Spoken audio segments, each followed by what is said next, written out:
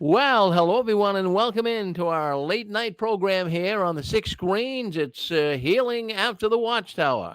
And the host of the program, of course, is your favorite apostate, Linda James, Aposta Babe. Hello, Linda. Hi, Rick. How's it going? Going good. So there you get your dog there with you tonight. So he's a good dog, is he? This is Nelson. I talked about having him this weekend. His person is in Vegas, so I've been telling him we won't know what happened because what happens in Vegas stays in Vegas, you Well, know? that's right. Well, that's good. That's a good thing to tell him. That way he won't get overly excited. Well, Yes, anyways, you're exactly. on with us, and we're looking forward to the program. So I'll be hanging in. If you need me, just let me know. Okay, thank you.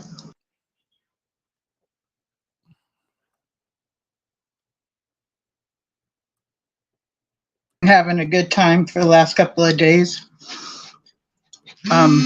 Getting to hang together, and sometimes he will sleep with me. Sometimes he sleeps on the little pad that I put next to my bed, or he sleeps in the living room. But we've been enjoying our company. And this is Apostle Babe Linda James, your favorite apostate. And I'm telling you this every single weekend because the more I tell you, the more I'm brainwashing you. Because that is actually one of the techniques of brainwashing. You have to repeat something over and over and over again. So tonight we can open things up. I wanted to I just talk. want to jump in here for a second, Linda. We do have an echo going on here. I'm not sure why. Do you hear it? I do, yes. I'm trying to find out what's happening here.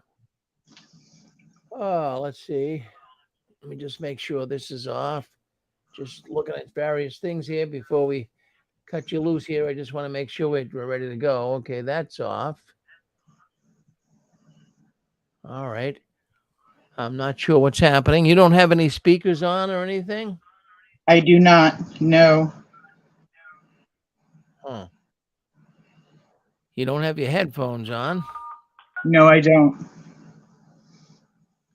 One, two, three. Well, it's off now. One, It's off. two, It's three. it's off Cool. now.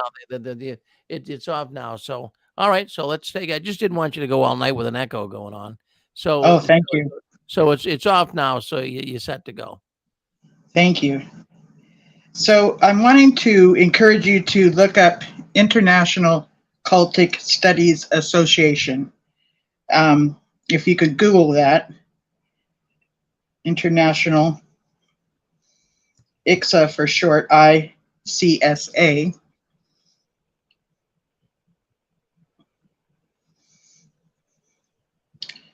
And this is a really good resource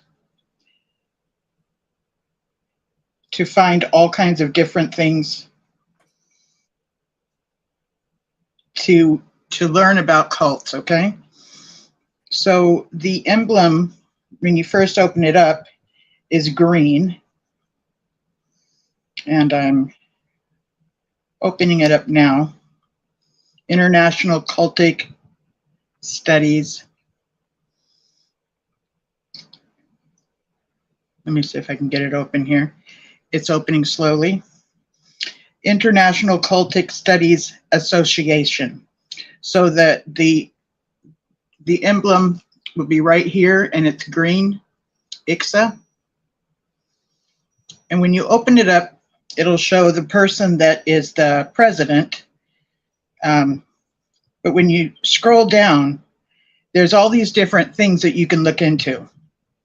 Former members of groups, families and friends, mental health professionals, researchers, clergy, students, educators, legal professionals, press, general public.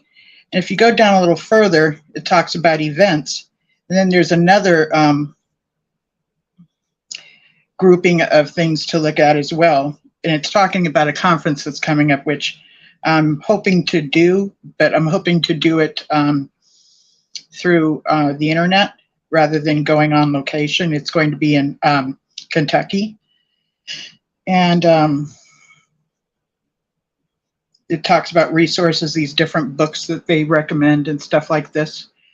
But there's the International Journal of Coercion, Abuse, and Manipulation, member news. But you don't have to be a member to be able to get on here and to get to see what all this link offers. So I'm under other resources near the end, and I just pushed link, and this has resources home, and it talks about American Civil Liberties Union. They also have a YouTube channel, a perspective on clergy sexual abuse. So that's something that's been of interest of ours, and it talks about Catholicism and other things such as that. Adverse Childhood Experiences, ACE study, one of the largest investigations ever conducted to assess associations between childhood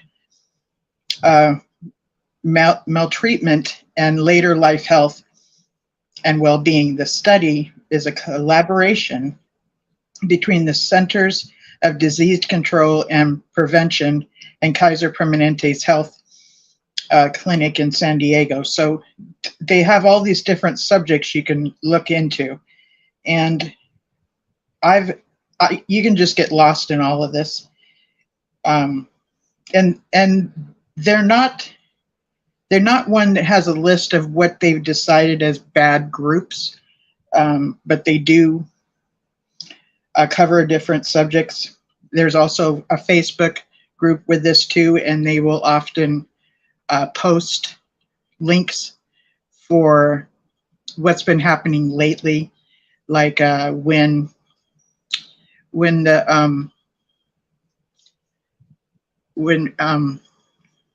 different groups are in the news. So there's that. Spiritual abuse resources. Other ICSA websites. I'm going to go here under other ICSA websites, ICSA, and I'm going to push on starting out in mainstream America. And this is a huge resource that is very helpful. You see that, starting out in America? So many people that leave the organization really don't have a clue on how to, function in society at large. And what this does is really assist someone to do this. So there's getting information, documents and papers, housing and utilities, getting around, mail and packages, education, job and careers, money and budgeting, health, self-care, communication skills, boundaries, relationships, rights. So it's like, getting a driver's license, finding a place to live, finding a job or job training, getting health care, finding your way around the legal system, and information about broader concepts like abuse and neglect, communication skills, which we really need, when we first leave an organization, parenting skills, relationships, a lot of things that we struggle with. And so now I'm going to tap onto table of contents, and they have these different things. So getting information, public libraries and its resources, the internet, key search engines, social networking, protecting yourself online. And then it talks about information overload, which actually says take a break. You're taking in so much, it's good to just take a break and let it just kind of, settle in, and then get back into what you're looking up. Again, documents and papers, documents you might need and how to get them, such as birth certificate, photo ID, social security card, and others. These are things that if someone gets kicked out of the home, they don't necessarily have their birth certificate or their social security card with them, Protecting your identity, housing and utilities, shelters and other temporary housing, renting basics, location, safety, and affordability, assistance with housing costs, utility, water, electricity, and gas, heating and cooling, telephone, TV, getting essential furniture and equipment. So this has all kinds of different, like, stuff we don't know about, when we first leave the org. Things that we weren't taught. It's been, when we leave the organization or any high controlled group that encourages us to isolate ourselves, we don't know how to function in society at large. So we're socially stunted.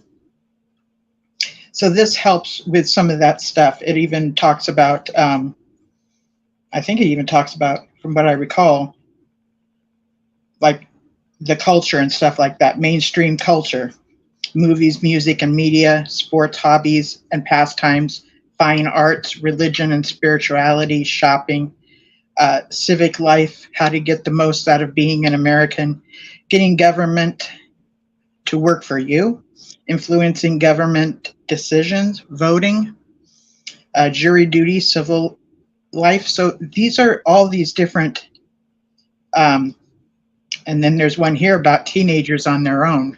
I know it doesn't happen very often, but there are times that teenagers will be kicked out of their home before they're 18. And this teenagers on their own helps them find services and shelters, legal issues, child protective services, and court involvement, age of majority, stuff like this. So this is a really essential resource that I really would like for you guys to find on this ICSA link. And what I did was I looked into starting out in mainstream America. So this will help a lot of people. I'm thinking about posting this on even like on Reddit, because there's so many young people that have not had experience. And even if we're older and we leave the org, we don't have a lot of the experience. I mean, a lot of stuff we just don't know how to do. So especially self-care, okay? And it's very common for us to let our health be neglected. Boundaries and relationships, rights, abuse and neglect. This is stuff that like we've never been taught within a high control group. So I really want to encourage you to look into the link called International Cultic Studies Association. They've been around since 1979, and they are an excellent resource. And you will find stuff there that helps educate people on what makes a cult, and the different things that you also have access to some of the notes that have happened in, they have a yearly conference. Sometimes the notes that are used for the people that give a talk, you would have access to some of those, which is really helpful because it's outlining all these different subjects and, the resources that go with it. So again, starting out in mainstream America is something I really want for you to look into and to use. And when you sit down, you're going to get lost in it, but it's going to be enjoyable. It is overwhelming, but it's definitely worth getting to know your way around it. It's very informative. Then there's other spiritual abuse resources. I'm going to look at that one, because a lot of what we've dealt with has been spiritually abusive, okay? Meaning within the group that we were involved in, they used the Bible and our spiritual journey to manipulate and abuse us. In other words, like doing this makes Jehovah happy. Doing that doesn't please Jehovah. That displeases Jehovah. There's so many things that they'll talk about that will make you change your behavior because you don't want to displease Jehovah, and you do want to please Jehovah because you love him, right? Um, excuse me. Wounded Faith: Understanding and Healing from Spiritual Abuse. This is a book that they've talked about here. I have not read it. I don't know if it's something you would want to see or read. I haven't read it, so I don't know. Understanding and Healing from Spiritual Abuse. You can purchase it on Amazon, which it'll take you to Amazon. And then there's purchase of ICSA bookstore, so you can go there. And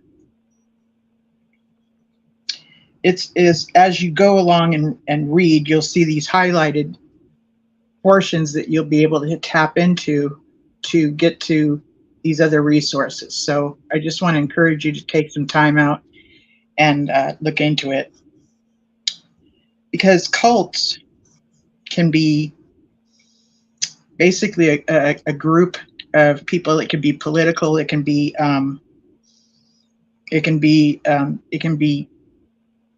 yoga. It can be a yoga cult. It could be a martial arts group that turns into a cult.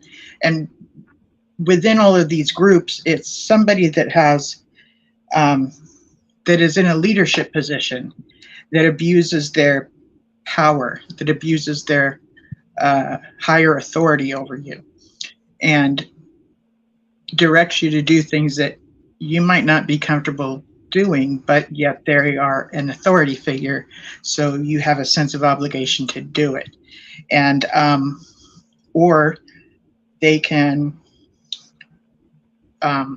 tell you things like, start threatening that you're an apostate, and if you've questioned too much or whatever, if you don't do as you're guided to do, not taking the direction of, say, what an elder might have directed you to do, just that in of itself can get you in trouble, and then you get threatened with being disfellowshipped, which in the mind of a devout Jehovah's Witness, that's a death sentence, right? So it's not that different in other high control groups as well. It's pretty much a death sentence, and there's shunning involved in other groups as well. And that is very unhealthy for a member to experience and to deal with. So anyways, definitely look up this link, okay? And just kind of cruise around here and see what you can find. Okay, so I just pushed that little portion where you can find out what resources it has here. So it says home, it says get help. So I'm going to tap that. Get help, spiritual abuse recovery or resources. Spiritual abuse resources provides information for. So the spiritual abuse resources, SAR. Okay, spiritual abuse resources, SAR. So it provides information for people seeking to recover from spiritual abuse, people with family members in abusive situations, mental health professionals, religious professionals. So going and getting mental help is a very good thing to go see a therapist, but there are some out there that will actually take advantage of their position and use their position to instruct you to do things that is a conflict of interest or just basically unethical things. And if we're not really aware of what these unethical things are, we might just feel directed to do them, because we've really been inculcated to follow people that are in the know and to be obedient.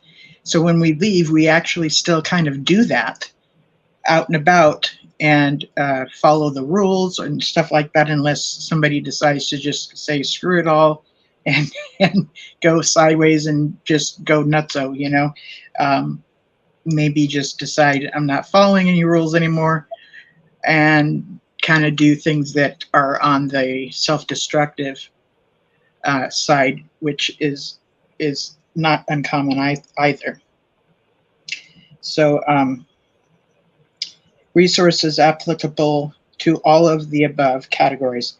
Characteristics associated with cultic groups. Cult formation. Robert Lifton, you've heard me talk about him before. Dysfunctional churches. Mind control. Psychological reality or mindless rhetoric. Philip Zimbardo, which I've mentioned before, he did the prison experiment. Physical child abuse in sects, SECTS. Religion versus cult. Research survey on spiritual abuse.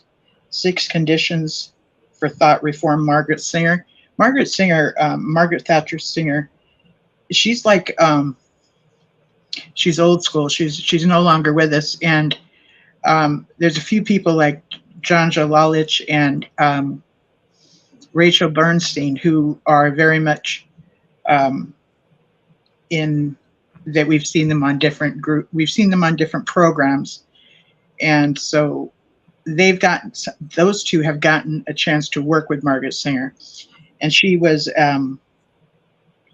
in California through I can't remember the college, but she went and was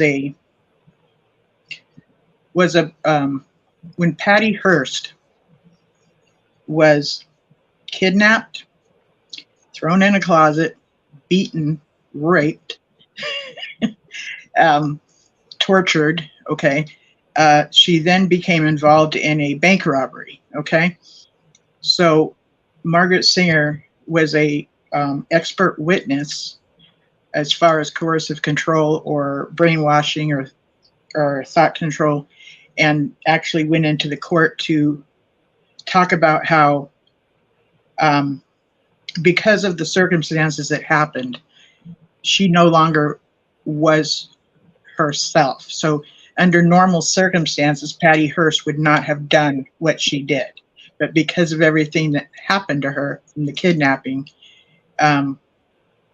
she did. As a matter of fact, they even changed her name, which is not uncommon in a high demand group as well, is that they'll change the names of people. So sometimes when people leave a group, they don't even know their they don't remember their original name.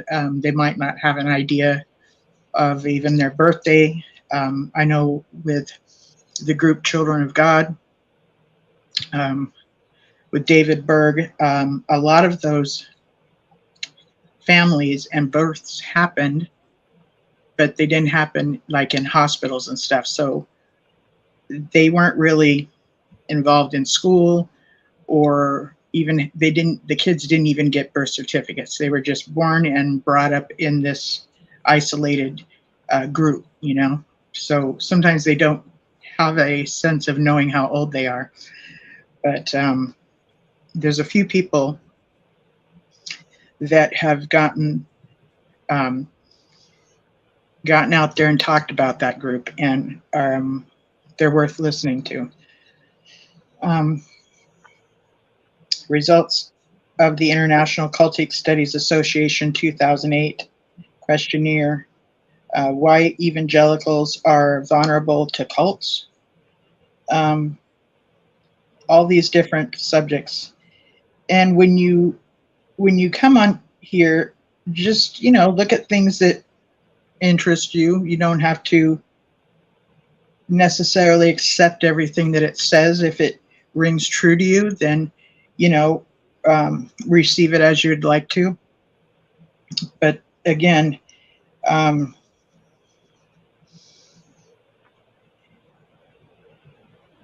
it looks like they have spiritualabuseresources.com is a program of the International Cultic Studies Association. So it's kind of like another thing that's part of it, but it's a different link. So there's different things that you can go to and learn about here.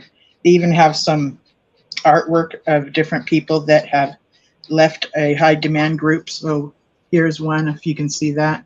Somebody's artwork of breaking free of leaving the group that they were in. I think that looks very very victorious, very victorious, breaking the chains. I love that picture.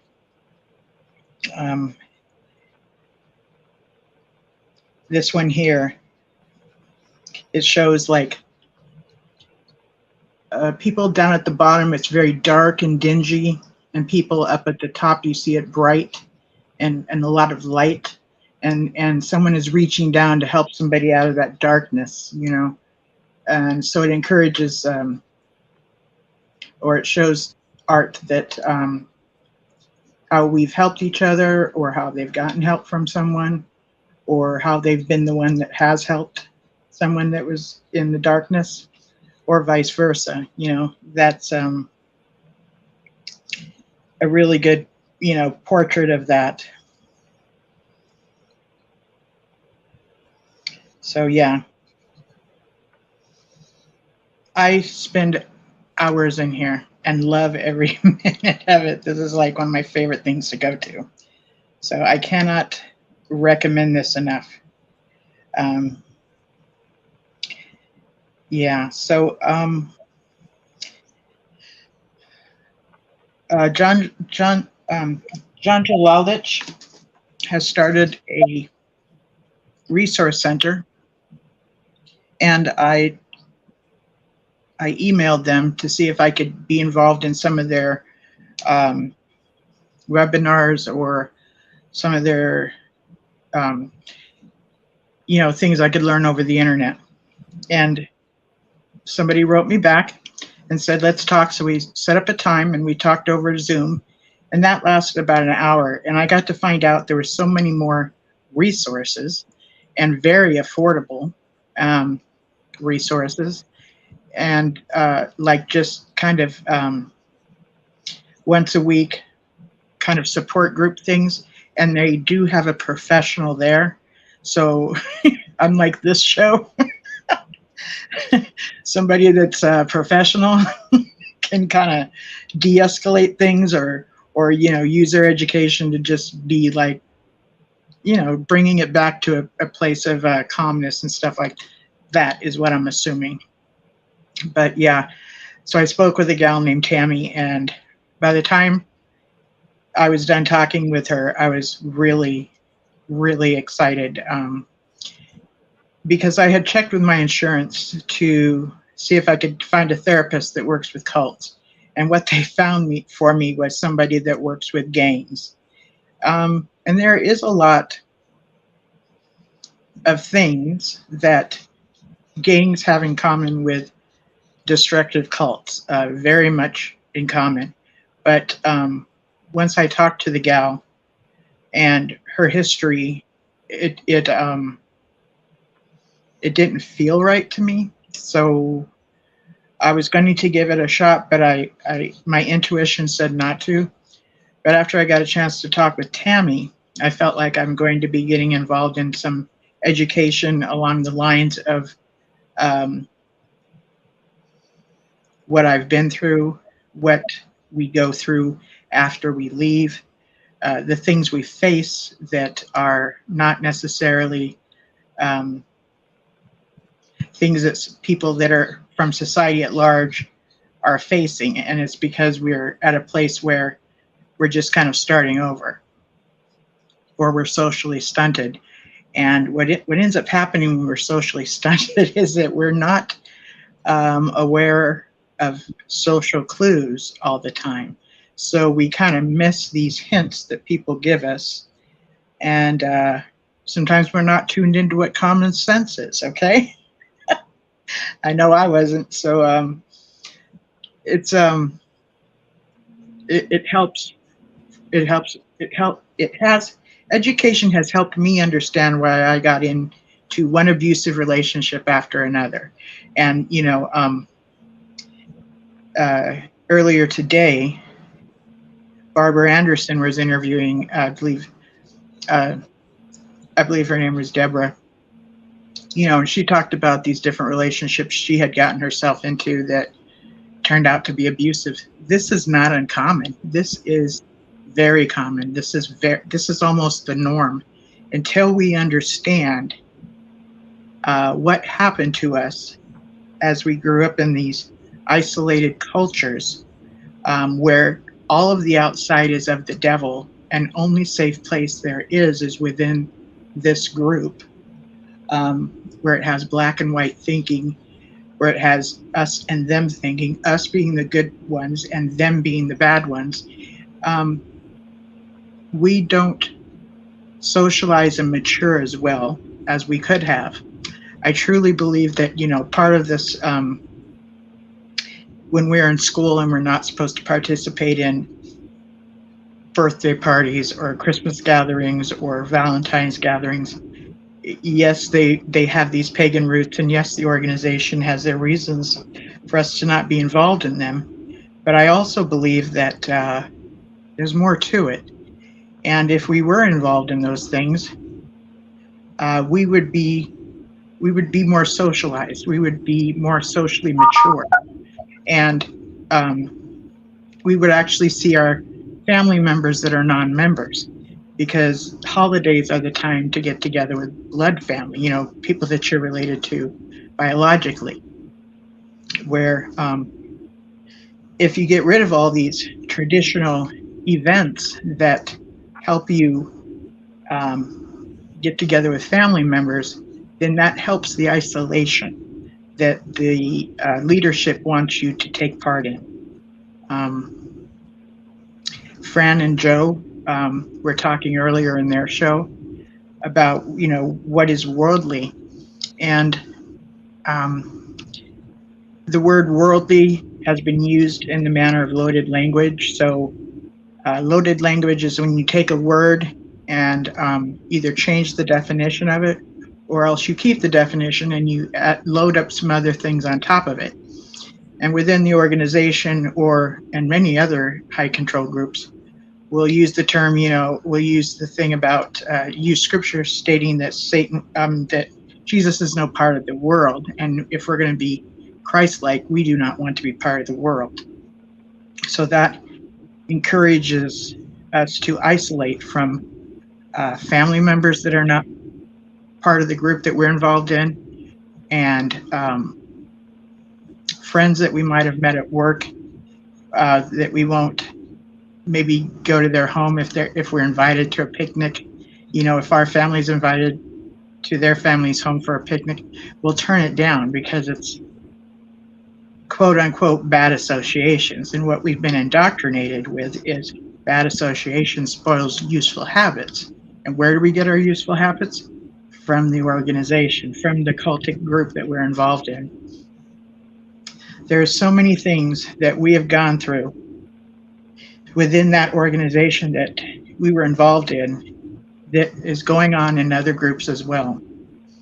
And the more you find out about just a few things, you'll recognize the techniques and tactics that are used that are forms of coercion, forms of manipulating one's choices when we have a spiritual leader and they direct us. So yeah, these are things that once you educate yourself with more information, for me, what it did was it helped me connect the dots on what happened to me as I was growing up, because I was always on tactical alert because Armageddon was going to happen any minute now. And I was always confused because it was very hard to make sense of some of the teachings. But as I've come to learn as well, is that destructive groups will do this. They will do teachings that are actually considered like doublethink. At one point it's like this, but at the other point it's like that. It's two opposite things that they're teaching, and we're trying to make sense of it, and that actually kind of throws our equilibrium off, which gets us to be more sheep-like and makes us more easily directed.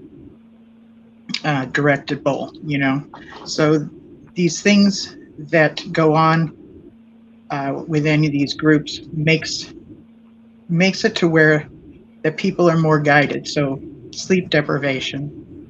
Um, if you find yourself in a compound where they're the ones feeding you, they will often have a high carbohydrate, low protein diet.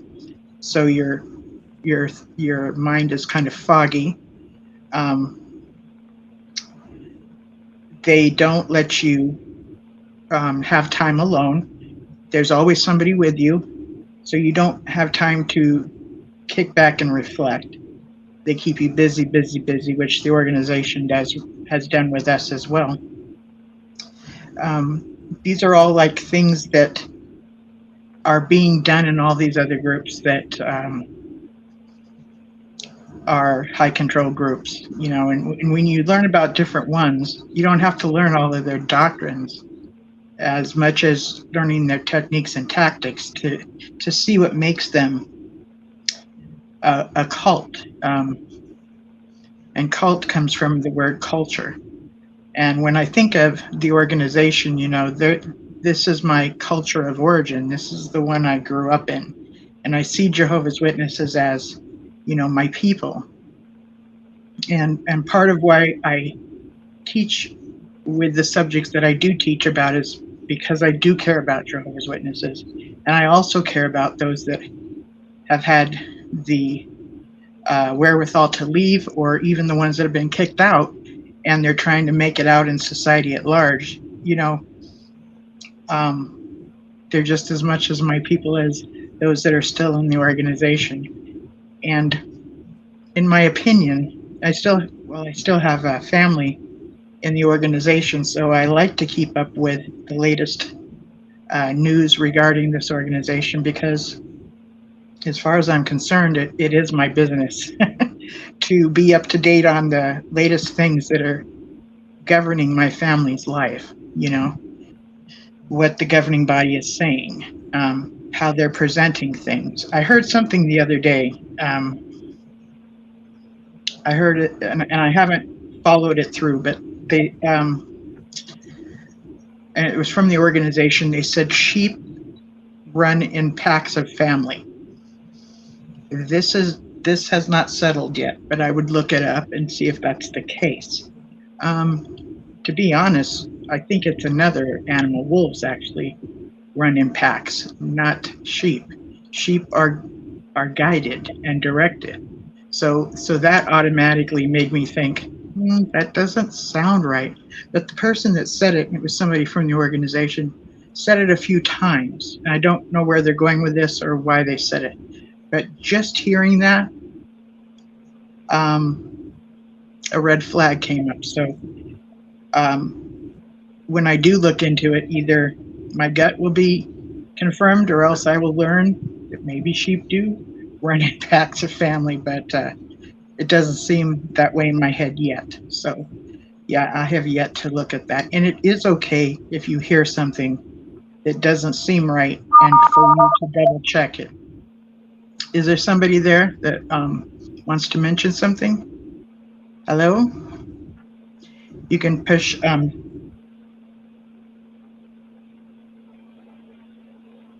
Can you hear me? 16701.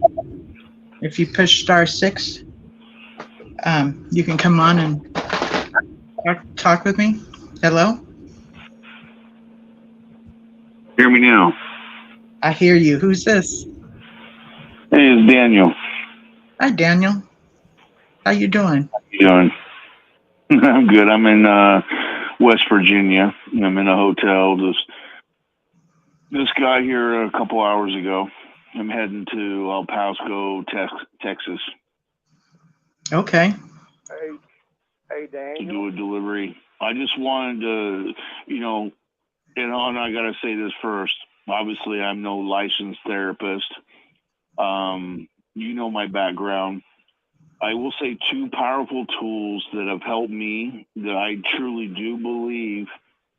It takes work, but it would be just like going to a therapist. It would take work. You're not going to magically transform the mind and let go of the brainwashing overnight, as if we didn't get brainwashed overnight. It came gradually of being imprinted over and over again. But I tell you what, if you can master of taking back your power, reclaiming your identity, and add mirror work. If somebody would go and do their own research on mirror work, even therapists actually use this technique as well, but it's very powerful. It's to stand in front of a mirror, and I did this, and it's, for me, I wasn't comfortable looking at myself, like eye to eye, looking in the mirror and looking at my eye, looking at myself.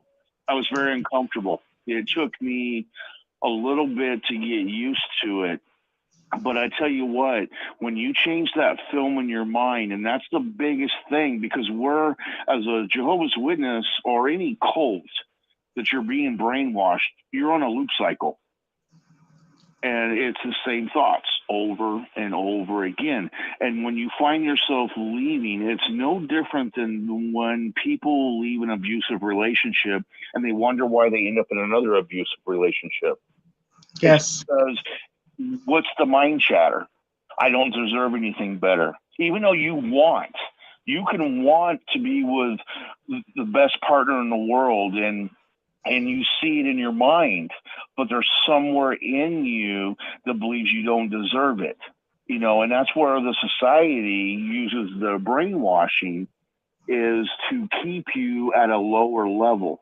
That's why they didn't want us to go into universities, colleges, where they would teach you to think outside the box, because you start thinking outside the box, all of a sudden, what do you think you're going to be doing? If you're a Jehovah's Witness and you're now going to a university that you've always been in a box, and they're teaching you to think outside the box, guess what you're going to start thinking of eventually?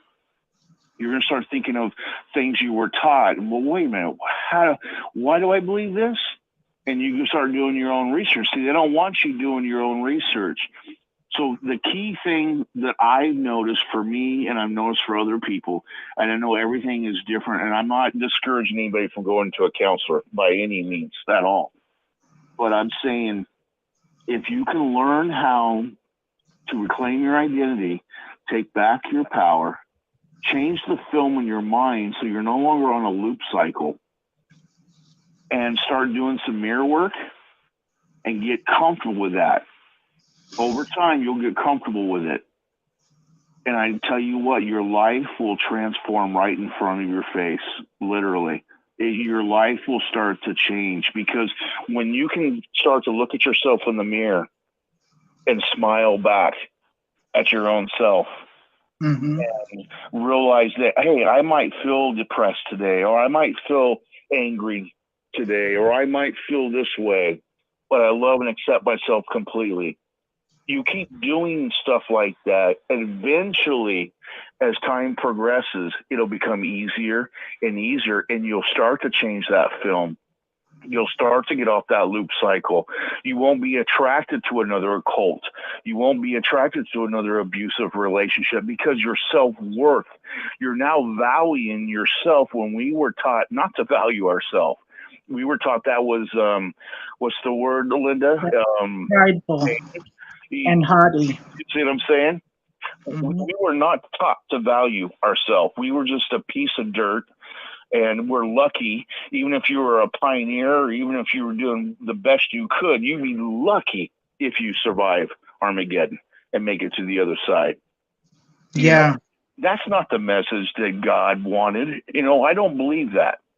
I don't believe that there's a God out there that created us and wanted us to be successful.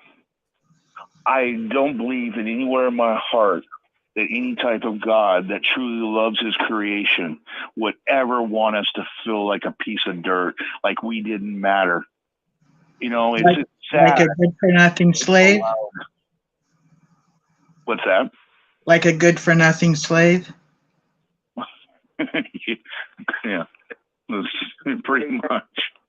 If you could just start with looking in the mirror and saying, "You are a good person." I can hear Kurt. Hi, Kurt. You got to go deep with yourself. You can start out in that's fine. But the reason why it's so healing is because you're acknowledging, I might feel this way today, but I, Daniel, love myself completely. You're accepting how you feel, but you're associating love of self. Love. We were not taught to love ourselves. When No, you start sir. to love yourself, you start to heal internally. It starts to change the vibration. And like I said, I'll be honest with you. Probably the first few weeks I was doing this every single day, it was very uncomfortable. I almost felt like a weirdo for doing it. But there was something told me, keep doing it. Keep doing it. I would say a month into it, maybe a little bit longer, all of a sudden I started to enjoy it. And it was no longer saying, even though I feel pissed off or no, I feel sad. It was like, even though I woke up and had a beautiful night's sleep, I love myself completely. You know what I'm saying? You start to see that transformation, and it's right in front of your eyes. You know? And it takes about 28 days to a month to yeah, create a new habit. Yeah. Let's welcome in Kurt. Hello, Kurt. How you doing? Hey, Apostle Babe. Hi, love. Hey, Daniel. Love you, brother. You too. I heard you say you're in West Virginia. How does it feel to be in the greatest state in the Union? You feel? Oh, I'm empowered tonight, brother. I'm empowered. I feel the Holy Ghost here tonight. Hallelujah. I hear you. I hear an amen. I hear you. Yeah. No, I've never been here before. It's beautiful. Unfortunately, it was dark. I got into Maryland right at dark, and obviously West Virginia's right next door. But I stopped for gas, and then my boss put me in a hotel just outside of West Virginia, and so I'm heading to Texas. But I don't have to be there until Tuesday, so I'm just taking this in strides of basically 12-hour days of driving. But I'm pretty loaded down in my truck, so the hills, I don't know if you call them mountains, but the steep hills I'm going up, my truck goes down to 25 miles an hour, and that's just... You're in real mountains where you are. Hi, Pixie. Yeah. Hi. Yeah. I told him tomorrow he's going to have a good breakfast. He gets fried apples and sausage and biscuit and coffee. Yeah. Hallelujah. That's a way to start the day out. Yeah. Tudor's Biscuit World is they our franchise, or I don't know, maybe the company owns all the stores. There's one here local, but they whoever started it's from West Virginia. The big breakfasts, my wife cooks those sometimes, biscuits and gravy and all, fried potatoes and all of that. Yeah. Sounds I just good. thought I'd joke with you a little bit about being in West Virginia. It's kind of cool. Found her glasses. Where'd you find your glasses at, Apostle Babe? Where'd you find Okay. them? I gave myself a haircut before the show last week at my station, which is where I do hair on other people, usually not myself. So when I laid my glasses down, I didn't look in that area until I sat down the other day and I saw them right there. So I hear you. I'm glad you found them. Me too. Yeah. You know, Daniel, Jesus says, love thy neighbor as thyself. Mm-hmm. And you And when can't give others what you don't have to give. If you don't love yourself. When I was about 12, I said that to my dad. I said, we have to love ourselves because Jesus said, love thy neighbor as thyself. And he looked at me and a light bulb went off in his head and he said, you know, you're right. But I'm still working on self-care because we were taught to jump through hoops for other people. Mm-hmm. You got to take care of yourself. And the more you love yourself, the more that you will find that you heal on a quicker level. of that. And I'm not saying I'm no master of it. I'm learning this. This is I'm sharing with you guys, and I've known this stuff for years, and I'm still going through different things. But it is. I know it works. I know it works. I'm still back at the basics of what I can and cannot eat. There's so much I'm allergic to and cannot eat. I might be living on sausage and coffee here before long, and that'll be it. Oh hell, I'll be knocking at your door. I want some sausage and coffee. You know, about what you're talking about, Pixie, Richard Hendricks, through the whole pandemic, was doing commercials, and each time he was doing commercials promoting the organization and talking about how they no longer go door to door, he would say, because of love of neighbor. But what he never said was, you have to love your neighbor as you do yourself, ever. Check out any of them. Just look up his name on YouTube, find those commercials or those promotion spots that he did. You'll never hear him bring up the part of loving yourself. He spoke of loving your neighbor, and that's why they're doing the writing and the phone calls and all that stuff. But never loving yourself. I found that so. That's why I got one for you, Linda, that I'm trying to work on right now. What's that? My whole life thinking I'm an extrovert. I may not be. Oh, is that right? I think you are, Pixie. But I get it. If I have more than about 5 minutes, I'm worn out. People wear me out. You're good. You got a good mind. You're very educated.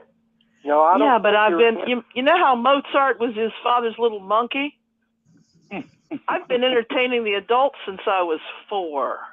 Okay. I was going to say to you, Pixie, it's because you're not with the right people. You need people that interchange with you, not take from you. There's a big difference. There's a big difference. When you have people you're surrounded by that actually interchange with you and don't just take even energetically, then you walk away from a conversation and feel very uplifted, happy, powerful. Because when I did energy work with my mother-in-law that was a Jehovah's Witness years ago, there were people in the classes there were certain people that we would call them energy vampires, okay? It's another word because they were takers. They wanted to feed off of you, but they weren't willing to interchange with you.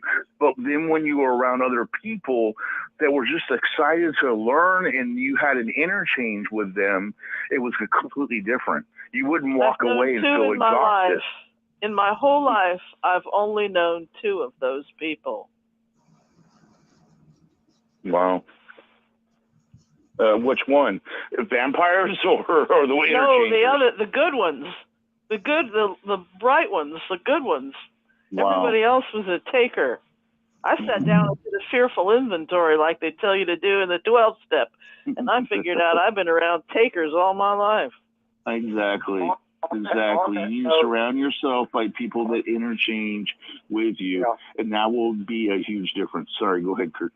It's okay. On that note, Pixie, I watched the Sumerians, the entire documentary. Also, Mike Around the World, I watched some of his stuff, but I think I'm getting ready to joke now. Don't anybody be offended.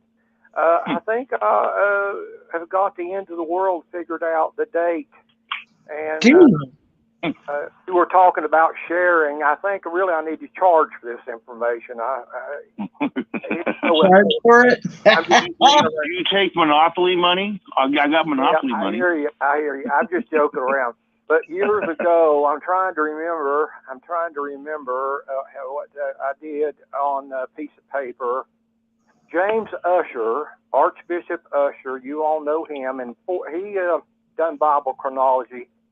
He set the date of Adam at 4004 BC. As a matter of fact, he said it was on October, I can't remember the day, but it was at 6 p.m. I don't know how he got down there. Yeah, Wow. yeah, people laugh. So what I And the did day starts for the Jewish 2004, culture at dusk. At James dusk. Usher, I think was his name. Usher, yeah. But anyway, I'm just joking around about this stuff. But if you start at 4004 and you come forward 6,000 years, it brings you to 1996. So now, but that's not good enough. You have to add a 40-year harvest. That brings you to 2036. So in 2036 will be the end of the world. Of course, I'm just carrying on joking around. In 1914, the world was changed. We discussed that a few weeks back. I don't tie it to the witnesses, but nation rises against nation, king against food shortages, pestilence, all that. 1914 was a big change. If you add 120 years, which was the time of judgment between the declaration of the to Noah and the preaching of Noah and the building of the ark, was 120 years. So you add 120 to 1914, it's 2034. So anyway, I'm just kidding around, joking around. So the bottom line is somewhere between 2034, 2036 will be the end of the world, the end of the age. Oh, nice. But anyway. New beginnings. Oh yeah, yeah. I'm just kidding We're around. coming up against the anniversary of when Archduke Ferdinand was shot. That's true. Yeah, that was in 1914. Was it August? I think it was. I don't remember the day, but of 1914. Yeah. I did some research on the Trinity. I think reading Bart Ehrman or looking at too many Bart Ehrman videos will drive you to drink, but he is a tremendous scholar. And I think you might be right not to be a Trinitarian, Kurt, and maybe I'm right not to be one too. I haven't ruled it out yet. But Bart Ehrman says, here's what Ehrman says, and he can read all those languages. He says, when the King James Bible was translated, and I love my King James Bible and my Shakespeare, I do. He says that the Trinity was only in the Latin text and was not in the Greek. Hmm. You know what it reminds me of a little bit? I know it's a little bit different, but Let's not let this moment go. Explain what that means, though. That means that something was skipped because that means that when they had the manuscripts in their hand, the Trinitarian part, the Trinitarian scripture, was only on the Latin page. They didn't have a Greek page for it. Okay. I've heard that before from Bart Ehrman. I've watched a lot of Bart Ehrman. I tell you, Jay Hess is a great mind. He is very impressive. There's a million questions I need to ask Jay. I don't have his home number. He probably would block my number if I call him so much. But I'm still a Unitarian. Let me we won't get a big Trinity discussion, but let me ask you guys your opinion about this one detail, just one detail. We know that Jesus, as he walked the earth, was filled with the Holy Spirit because it says so. He was filled with the Holy Spirit. Now, the first question comes to mind, if he was a God-man, why would he need the Holy Spirit? But I don't want to, that's a discussion of its own, but I'm searching for, in my brain here for the scripture, if I don't know if I can think of it or not, that I'm looking for here, that I wanted to ask him. I may ask him next time we talk. I'm trying to think of, I think it's in Matthew 12. Let me look here, and you all can just paraphrase it. We'll know it. Matthew 12, I think. Let me look it up here real quick. Sure. He is, I know we've got to talk about a lot of other things. I don't want to bog us down here. But in Matthew 12, in the King I'm in the King James here. Uh-huh. Jesus has removed a demon. Let me see here what verse it's in. It's where the man's in the graveyard and he's got the mental health issue. Well, that's one, of course, but now this one's another one. Matthew 12:28. He says, "But if I cast out devils, how does he do it? By the Spirit of God."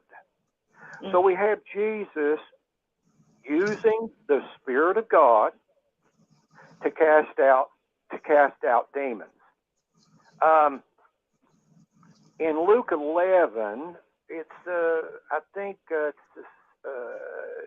I'm almost done here. I don't want to bore anybody to death.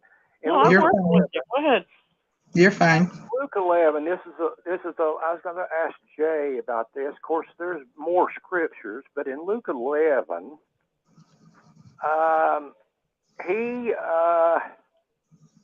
Lord have mercy. Luke 11, in verse 20, he says, Jesus says, "But if I, with the finger of God, cast out devils." So in the Matthew account, he was using the Spirit of God to cast out devils. Mm-hmm. In other words, he didn't say, "Hey, I'm doing this just on my own. This is just me." No, he had the Spirit of God. And then here in Luke, he says, if he does it with the finger of God. So in both cases, he had the help of God. Now, the finger of God, would that be the Holy Spirit? It could be. I tell you the way I look at Luke. This was presented to me a long time ago. Are you familiar with the Journal of American Medicine? Not at all, no. All right. It's called JAMA. Every doctor in America has a subscription to JAMA. Okay? Okay. The covers of JAMA for about 3 years, when I was a small child, featured paintings of the miracles in Luke. And they said, okay, what illness is Jesus curing? And I'll be darned if Luke doesn't list every specialty that a physician could have. Eye, orthopedic, the woman with the endometriosis, OBGYN, mental health with the guy in the cemetery with the demons. Jesus cured every medical specialty. Every facet of medicine is in the book of Luke, and he cured all of them. Amazing. Did not know Isn't that wonderful? Did not know that. And Luke was a physician as well, right? Yes, and when you look at each one of those and break it down, it's amazing. So oftentimes the doctor will touch the patient, ergo the finger of God. That is now, amazing. Doctors used to be pompous, and they kind of had an idea that God was working through them. A good physician, I'll say maybe God is working through them. But they were taught this. So I wouldn't dwell too much on how it was done, but the fact that Jesus actually did it, the fact that he's a mediator, I don't know if he had the Trinity or what happened there, but I think what we focus on is how can we be more Christ-like? How can we feed them, clothe them, and heal them in the best way that any of us as human beings can do? Pixie, that information, I hope I don't ever forget that. I did not know that. Thank you. You're welcome. You're welcome. there's And another feed them, thing. clothe them, and heal them as best you can. What would Jesus do? That's what we're supposed to be doing. We're not supposed to be spending our day arguing about whether it's the Trinity or not. It's a distraction from the work at hand. I agree with that too. See, I would have to interject there and say that has been my biggest issue with the Trinity. Is it a life-saving doctrine? If it is, why didn't Jesus eventually say, "You know me, I am the Father"?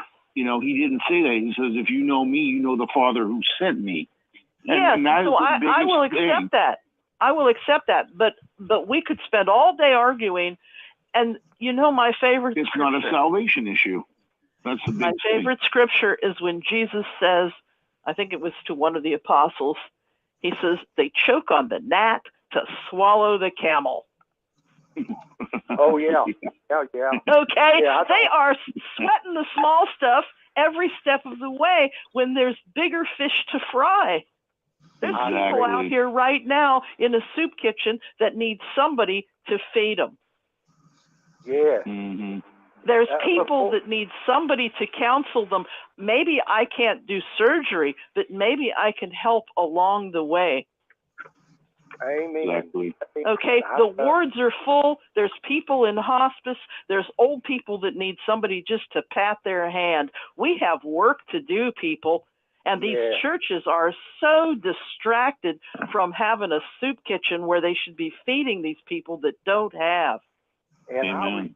I regret that I never took the time to do that. And I'm so sick myself now. No excuses, just a fact. It's a fact. But in the past, I do think about that sometimes. Going to hospitals, hospices. Of course, I did with my mother and dad. That was a terrible thing. But God bless you.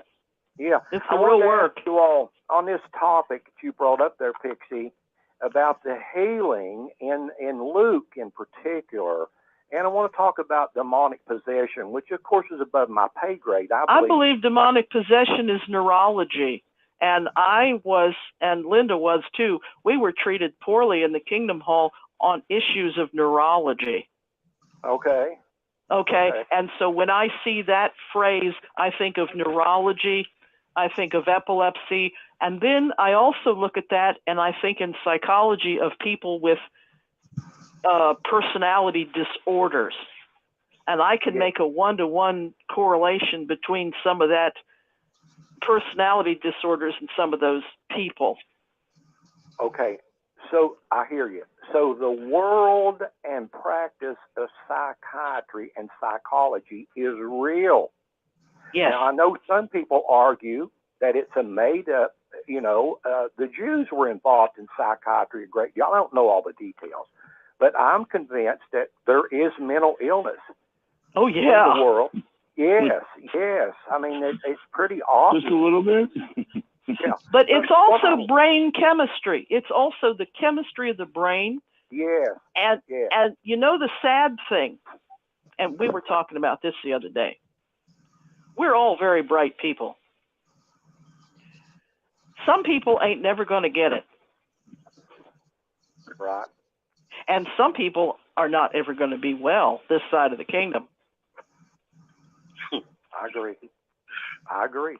Yeah. And when you get to a certain coursework where you look at education, you look at test scores, you look at the nut house, when you start looking at real statistics on stuff, the world's a terrible place. And we got to bring as much happiness as we can into it because, Amen. Now, I'm in agreement with you. About neurology, the entire study of psychiatry and psychology. I have no problem with it. What I wanted to bring up is in the scriptures when someone was demon possessed. And I can't think of the occasion. Looked like it might have been in case of epilepsy. I think you mentioned that a few minutes ago. So my confusion, and you could probably help me out here. I've seen a couple of cases of epileptic fits, it's been years ago. And so, the thought would come into my mind that maybe this is a possession. No, it's neurology. It's simple neurology. Yeah. But I had an alcoholic in my home before he got sober. And you would have thought that old demon rum, you would have thought there was a demon in him. Yeah. And they call alcohol spirits, don't they? They sure do. And so people can have crazy moods and crazy stuff when their brain is on fire. Yeah. Literally, the brain is inflamed. And so this is a little bit above my pay grade, but when you start looking at this, and YouTube has all kinds of scholarly stuff on it. You know what the scariest thing is, Kurt? I'm listening. I don't know what you... I saw some footage. When I was a reporter, like I said, I covered everything short of a public hanging. I saw some footage one time of a truly mentally ill person that was in a prison. Okay? Okay. Now, normally the mentally ill people, we treat them with kindness, and they're usually in a soft place. This was not that kind of patient. Okay? We're talking hardened criminal crazy. Oh, yeah. Yeah. The footage I saw, you could see the personality change on the person's face. Wow. It scared me to death. I hear you. He had multiple personalities? Can you imagine what it must have been like for that person? It was a classic case of that. The person had no goodness in him. His brain was diseased. He was in a place where he needed to be. Yeah. But there is an evil where the personality switches like that with more than one personality there. Okay, like the Michael Myers story. Well, this was a real case. This was a real footage of a real person in real factual crime. And yeah, it looked like demons, but it was crazy. Thank you for that story. Now back to your story that you just talked about. You were convinced that this was a brain problem. Yes. Yes. Okay. Yes. Now I got a question for you. I also know that evil exists. Okay. Do not factor out that in some cases, this person who was criminally insane in a prison, evil does exist. I got you. Okay. I'm not new age. I might have some groovy clothes, but I'm not. Now, I can't wait for your. So far, you and I are in agreement. I'm getting educated. Now, let me give you the example that happened recently. You guys may have heard of this. My goodness, in Claremont County, Ohio. I don't know, a week ago or something like that. A man lined up his sons in the yard and shot them dead with a rifle. I think the youngest one was 3. My God. I think I heard about that. Yeah, I think one of them was 4 and one of them was 7. Now there was a girl, she might have been about 10, and she ran down the street. The mother tried to stop the father, and he shot her through the hand. So he told the police when they arrested him that he had this planned. I don't know any more of the details. I haven't followed up on it. Well, I would just call it criminally insane, and I think it's one of the saddest stories I've heard. Okay. Here's an important question. In your opinion, do you believe that he could have helped himself? He could. No, probably not. Probably not. unless he'd gone to some sort of person and said what he planned to do and said, please put me someplace where they got bars on the door, you know. Okay. I got you. Okay. So Yeah, when somebody's got that planned, that's if you can I think actually. it's called premeditated murder. yeah. There's something you crossed the lines of insanity. That's just I don't know how you come out of that. You'd have to be requested to be locked up. Kurt, I had some help one time from a man who wrote lots of books. And this man is dead now, but he did help me personally at no cost. Okay? Okay. And he was an occultist. He was a PhD shrink, and he was a personal friend. This man, and he was Old Navy. He had many, many gifts and talents. And he told me a statistic. He said 25%, that's 1/4 of the people out there in the streets are absolutely nuts. I hear you.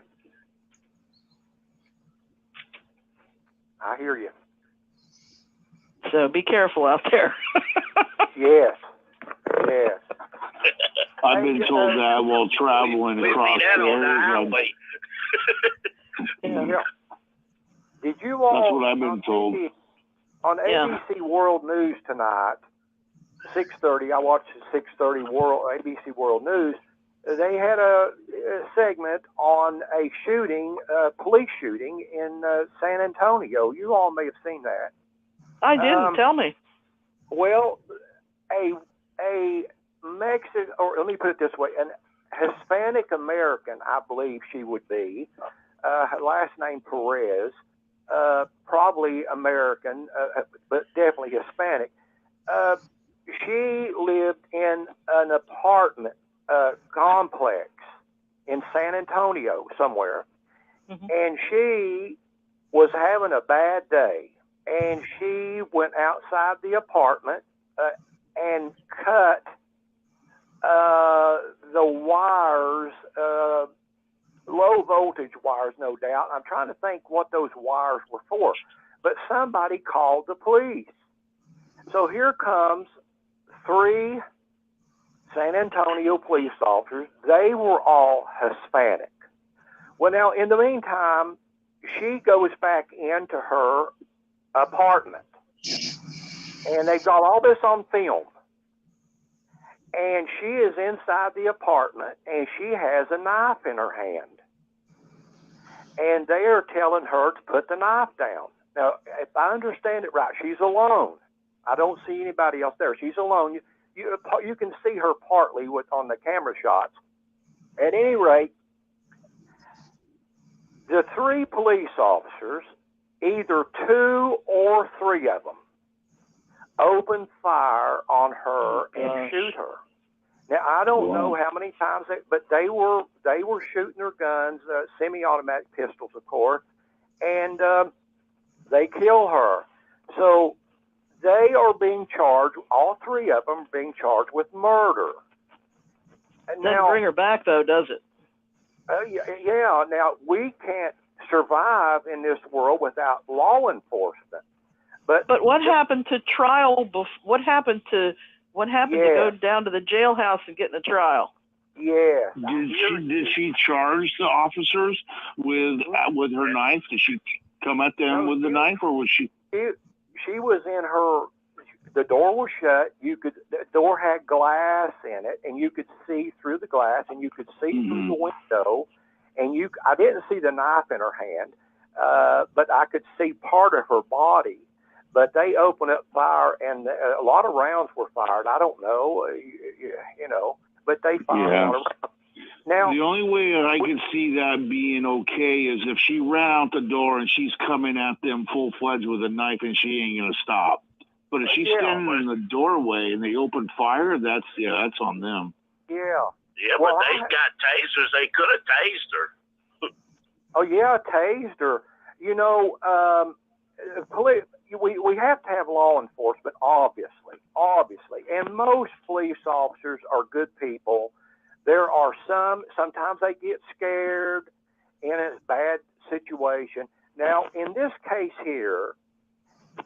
I've never been a police officer, but if a woman in particular, of course, a woman can hurt you too, but that woman's in her own house.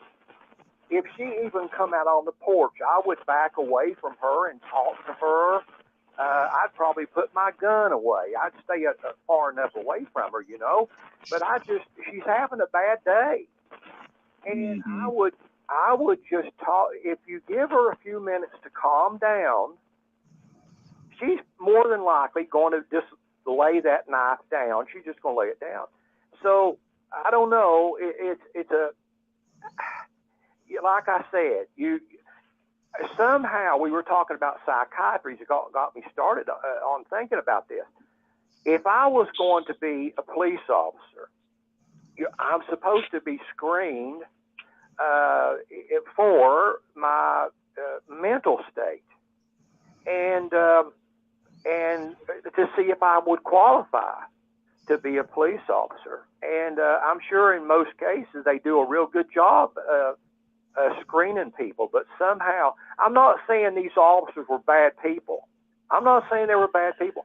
I'm just saying they may have been scared. Now, how a woman with a knife in her living room and they're out on the porch, how that would scare them is just beyond my mind. I just see the other person. Can I add a couple of things? Can I add a couple of things to the story?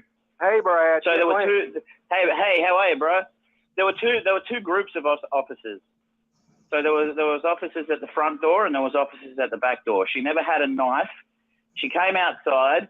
Then they were like, "Oi, get in the squad car." She ran back into her house and grabbed a glass candle holder.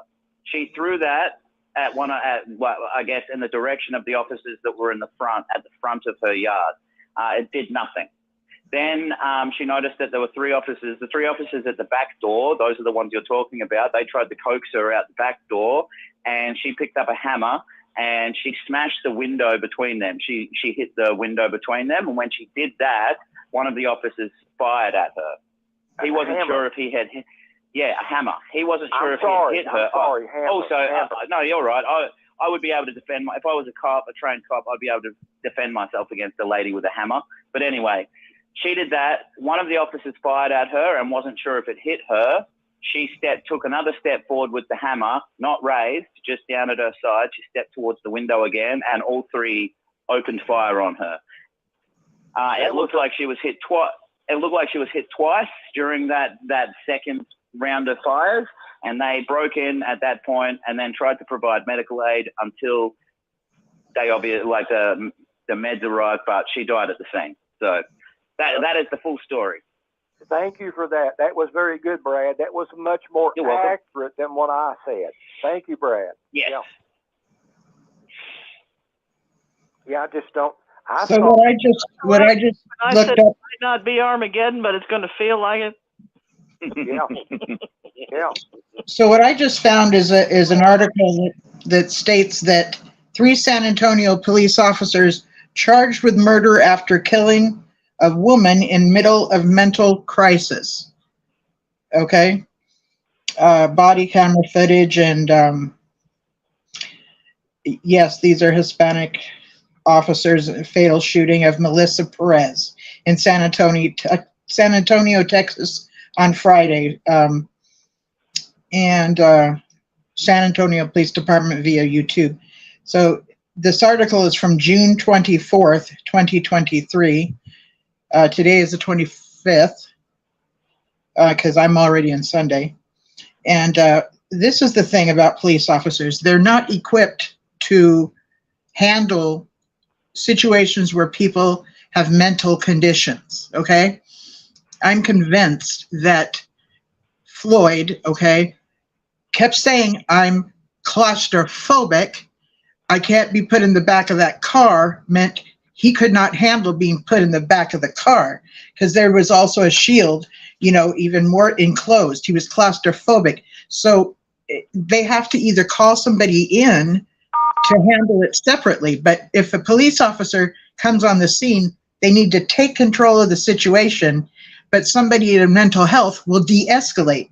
How can an officer de-escalate yet take control of the situation? That does not work. it just doesn't work.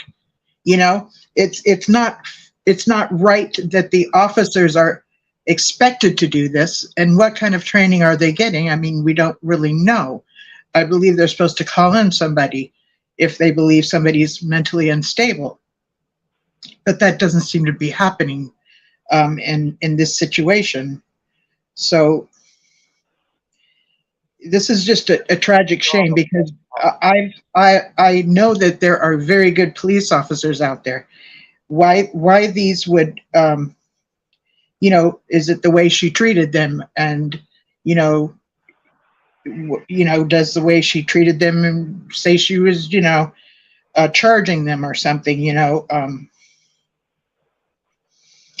yeah, first through the candlestick at the officers. I saw all of the body cam footage, and just on a point you were making there, it didn't look like that anyone tried to de-escalate the situation at all. When they first arrived at her house, they tried to break a screen door off to try and get in. And when she went to shut the window, the cop said, "You're going to get shot." And she said, "Shoot me."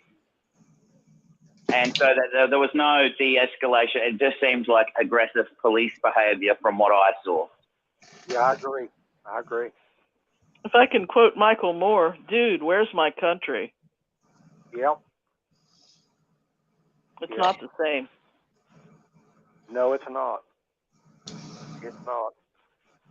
Glad to be alive, but it's a mess out there. I'm glad I'm in the rural. I didn't think I would ever get used to living so far away from museums and palaces and temples, but glad to be. Well, you take a school. I hear you, Pixie. I hear you.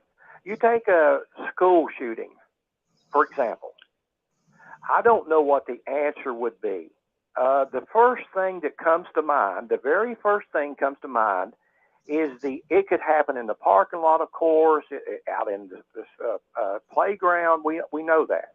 But inside the school, it would seem to me that every school, at every entrance to the school, would have an armed guard. And this armed guard would have a good nature about him, but he would be ready to protect a life. And so here come the kids to school. So at any entrance, if they have a backpack, that backpack is checked.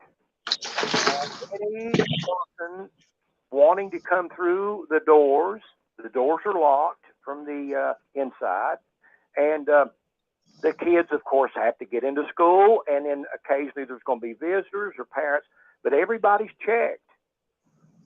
To me, what would have to happen to get past the guards, a guard at every entrance would be a scenario where a person would have to walk up ready to kill that guard to get past that guard. Otherwise, it's not happening. That guy is not getting into the school. So a lot of the schools do have the metal detectors now. But the school shooting does the guard search every single student's bag? I don't know. Maybe that's my school did when I was in school. When I was in school, they had that. But when I was in the newsroom, we didn't have school shootings yet. But they would have threats, and they'd have to, find out who was threatening and all. But they didn't have that yet. There's news stories now that I didn't cover. Oh yeah. Yeah, but like Brad was saying there, to check everybody's backpack. Some of these schools obviously got a lot of students, and I guess most of them have backpacks. I know my grandkids do. Yeah, that would be a real pain in the butt to do it every day. Every time they come and go or whatever. Or especially. Well, they have mental health issues, and the kid might start early in life. And they just ignore it. Yeah. And I don't mean people that have, because Brad had the schizoid type. I'm not talking about the kind people that are, chasing butterflies that don't exist. We're not talking about that. They have the student that's killing the cat, that's showing tendencies toward criminal crazy. Yeah, that wasn't me. I didn't do that. Me either. And they're not. But And it's they're not. always been Jim Jones did. Jim Jones did, who hasn't it? and he would hold funerals for them. Yeah. Yeah. So that's a always been real red interesting flag, field that. of study. But I don't think they can do a lot for those people. I'm going to say it. I hear you. I'll tell you something else that will not surprise me. I hope I'm wrong. It won't shock me though. Is another Kingdom Hall. Another Kingdom Hall.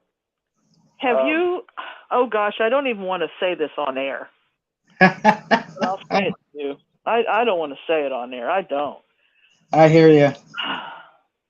Go to key in the words Jehovah's Witness, and then key in the M word, the MURDERS word.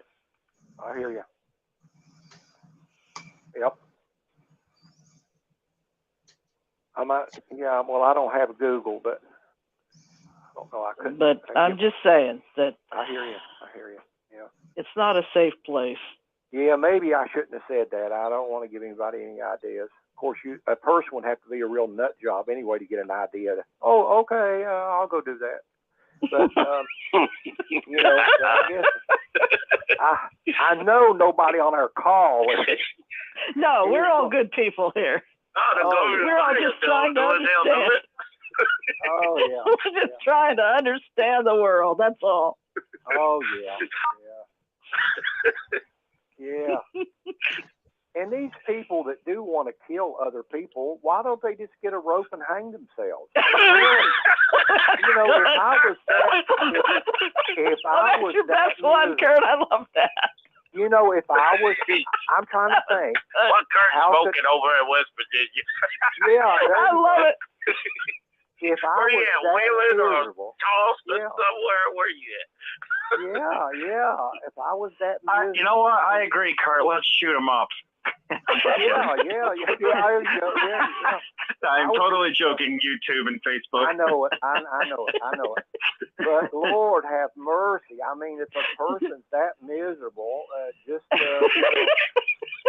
leave. Okay, so we're now all on a list. Yeah, I hear you. They're not running this video. Yeah. Thanks. Speaking of a list, Now on a list. It'll have. And You really want to see this video? Yeah. Oh yeah. To the side. Like to It's gonna say I'm say, studying do you to be really want to a- see this one? Oh yeah. Well, I tell you what made me think of that. Back when I was growing up, if I I was, don't know anything about that guy. yeah, back years ago when I was growing up, if I complained very much, Dad would say, "Well, I've got a rope. If you want to hang yourself, go." Yeah, because he didn't like to hear me whine and cry and complain about anything.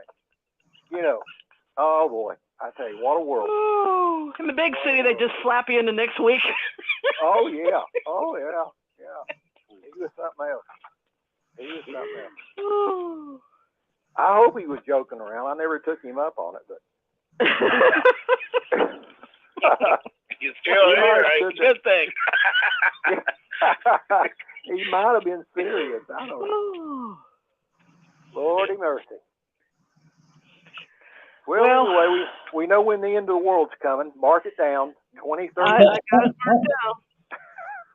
Hey, Kurt, Yeah. did you know there really is a Twinkie defense in court? yes, there is. Yeah. Isn't that And what was used to? I don't eat wheat. There's no miracle wheat gonna touch my lips ever again. I hear you. And in some people, wheat actually inflames the brain. I'm one of those people. So I was surprised to find out that there really is a Twinkie defense. Wasn't it used by the person that killed Milk in San Francisco? It was, yeah. Yeah. Twinkie defense. Kill the man.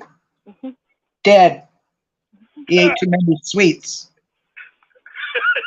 Yeah. Yeah, he was a game man in politics, but it was the Twinkies. That's what did it. That's why they shot him. I think he might have been a serial. He might have been a serial killer. Twinkie Winkie for Teletubbies. Yeah, Twinkie could have Winkie. been. Yeah. Well, I got a question. All of us know, and this is an honest question, all of us know that the wicked are supposed to be removed. I'll just put it that way, removed. Therefore, and you talked about wickedness there 10 or 15 minutes ago, the evilness, Pixie. Mm-hmm. So we have mental illness, and we have maybe wickedness on its own. In other words, a man could be very wicked, even by human standards, but not be mentally ill. But wait, You could have, YouTube has brain scans and articles showing the brains of psychopaths, and they're different. yes. So that would Okay. mean that it's a brain problem. Yes, I believe that. I believe psychopaths are mentally ill. Yeah, I believe that. But of course, other forms of wickedness, like I don't know, if someone would break into your house and steal your life savings and something like that. Of course, that's wicked. I'm just, I'm kind of stuck on the scriptures where the wicked will be. Of course, that's up to God, and whenever He shows up, that's not my job. But that's the first thing that comes to my mind. But if something bad happens, pedophilia. Let's take pedophilia. It's in the brain. Probably in the brain. And you just want to kill the guy. You just want to kill the guy. But you have to stop and think. He's got a mental illness, maybe. He might need some rope because he's never going to be well. Yeah. I sent somebody to the house, the person that came after my daughter. I sent somebody to his house in the middle of the night to say, don't mess with my daughter. Then I put his ass in jail. Yeah. That's how I handled that. Yeah. But before I did that, my mindset was they'd never see a courtroom. But I did go by way of the police. For somebody that went after my daughter, this was not a Jehovah's Witness situation. It was somebody on the public bus transit situation that came after my daughter, my oldest one. I was in the west of Ireland in 1983.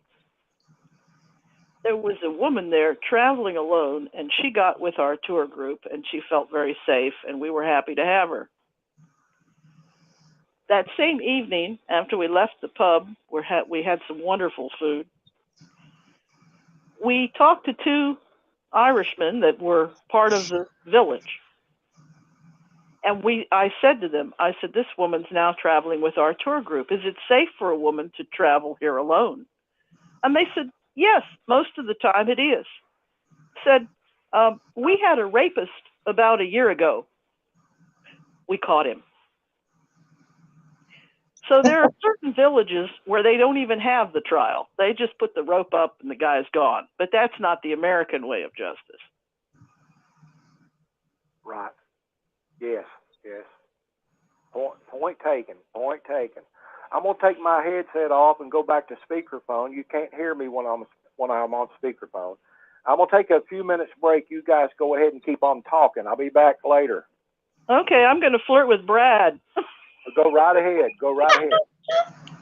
Oh, the gentleman on this. You gentlemen, I'm so glad you let us ladies flirt with you. You guys are good sports. Hey, I'm living in the middle of nowhere. I got to get it while I can, right? Right. And if they'll let you. How are you doing, Linda? I think you should take that coursework. That sounds phenomenal. Yeah, I'm looking forward to it. I'm still, I looked up Jehovah's Witness and murder.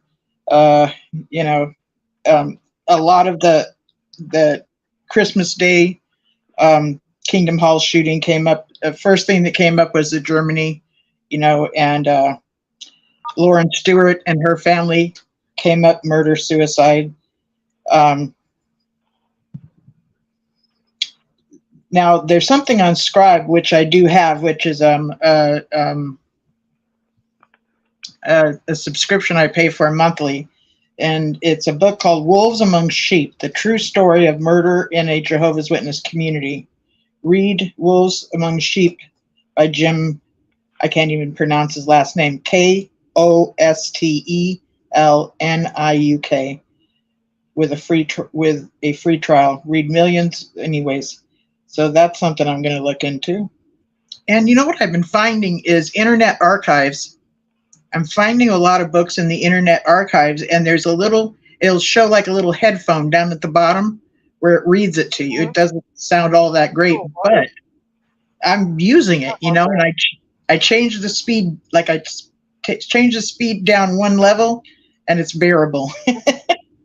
Oh, wonderful.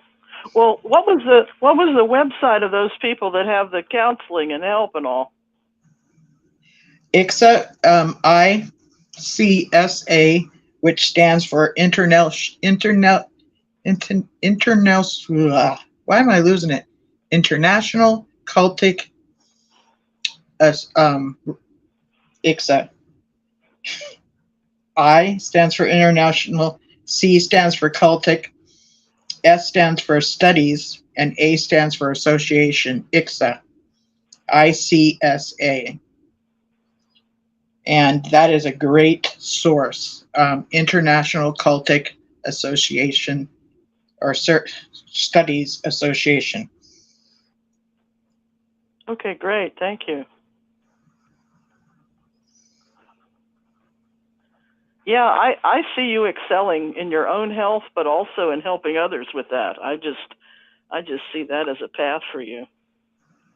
I'm looking forward to it. And the gal that talked with me for an hour, told me about other things that they have, and she's going to mail me the info. And then I asked her about herself, and how did you find yourself involved in this? And she said she grew up very evangelical, very strict and stuff like that. So there was a lot of high control in like the hardcore purity culture and stuff like that. It affected her that way. And she said that she was involved with something and then offered to help because she took college and she's some kind of an organizational specialist, something or another. And I'm like, oh my God, you guys are amazing. Because I'm artsy fartsy and don't have organizational skills. But I make some pretty cool beads. Aren't they nice looking?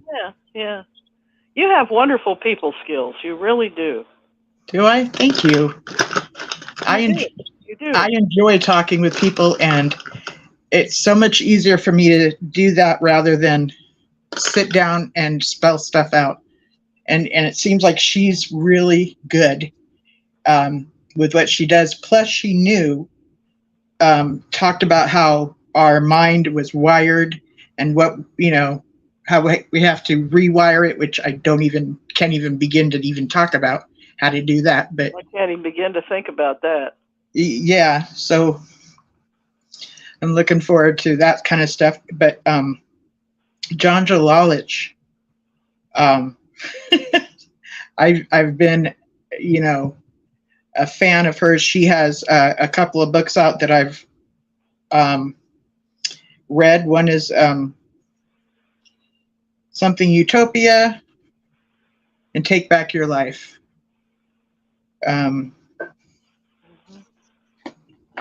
But yeah, she just recently put together something that's going to be a resource for. She's putting this together for when she passes. She hasn't said she has any kind of condition, but she's, just getting older.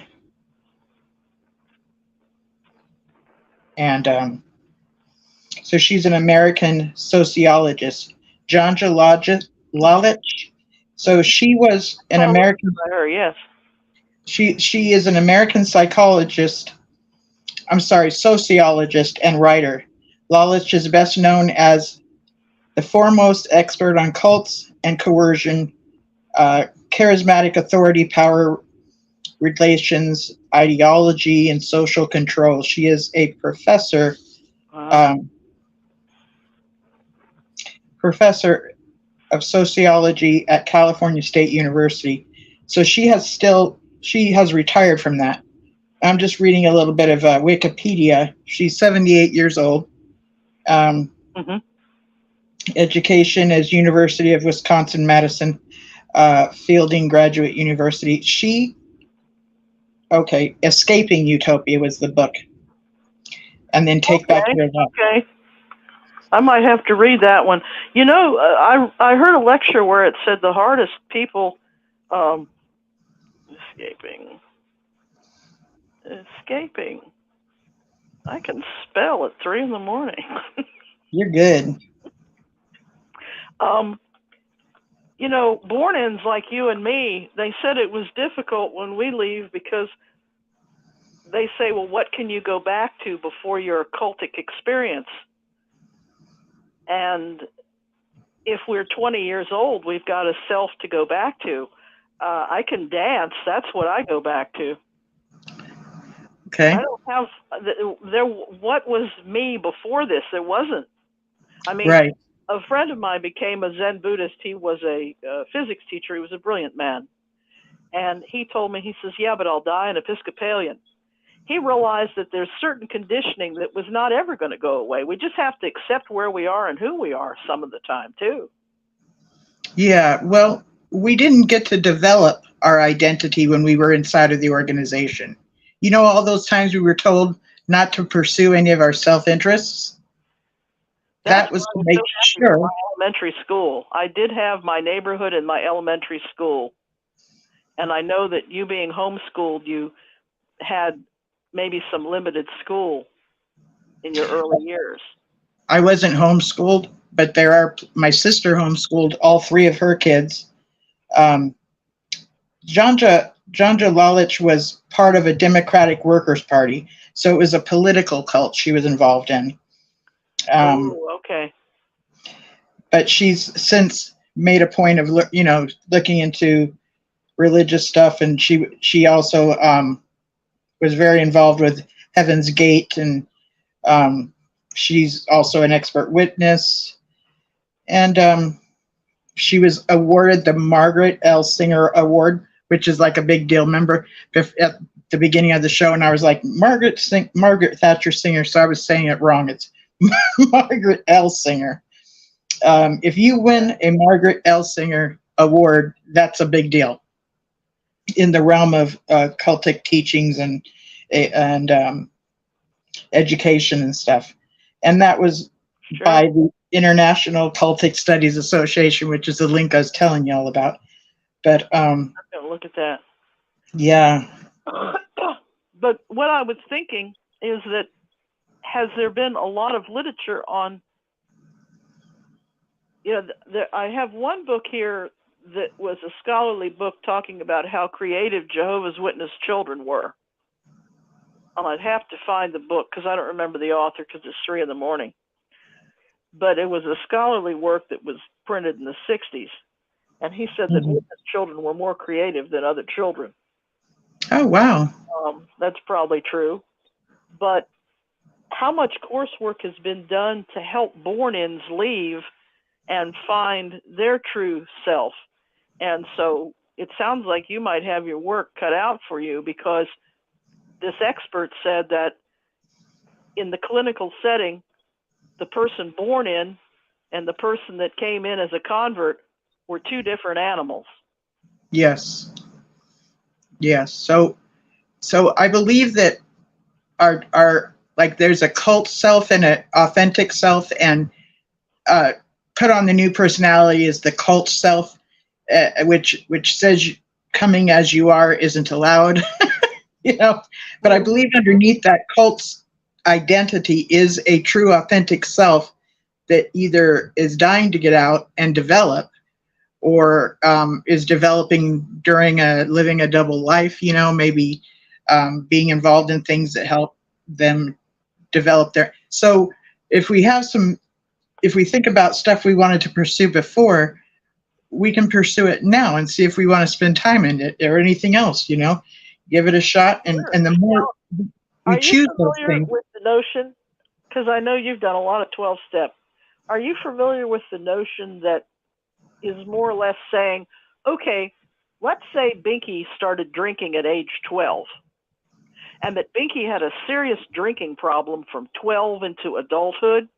Yes, After Binky gets sober, Binky's got to mature from age 12 up. correct. Okay? This goes on with us inside of cults too. Yeah, I'm feeling some days like my authentic self is like a 4-year-old.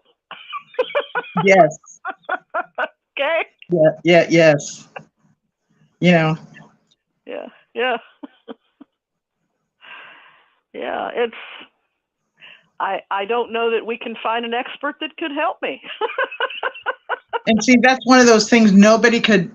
It's one of those things, like, remember how we used to take our films to the store and they would develop it and then we'd pick it up. Yeah. Well, it's something like, if you consider it, on your chest or something, that you're now developing your authentic self. So you're going to find out as you go along. You're trying this, you're trying that. That kind of, is satisfactory. That isn't. What's enjoyable, like when you said I'm not as social as I used to be, I was thinking to myself, you're doing a lot of self-edifying, is how I picture you. Following your interests and enjoying the things that you're looking into. I was exhausted. I'm finally rested. I was worn out. Yes, that's very common too. There's a term called like something fatigue, adrenaline fatigue. Like if we were always on tactical alert or something, we crash and burn like hardcore. Yeah. Yeah. Yeah. Yeah. Is somebody else here? Oh, hey, it's Eric. How are y'all? Good. Hi, Eric.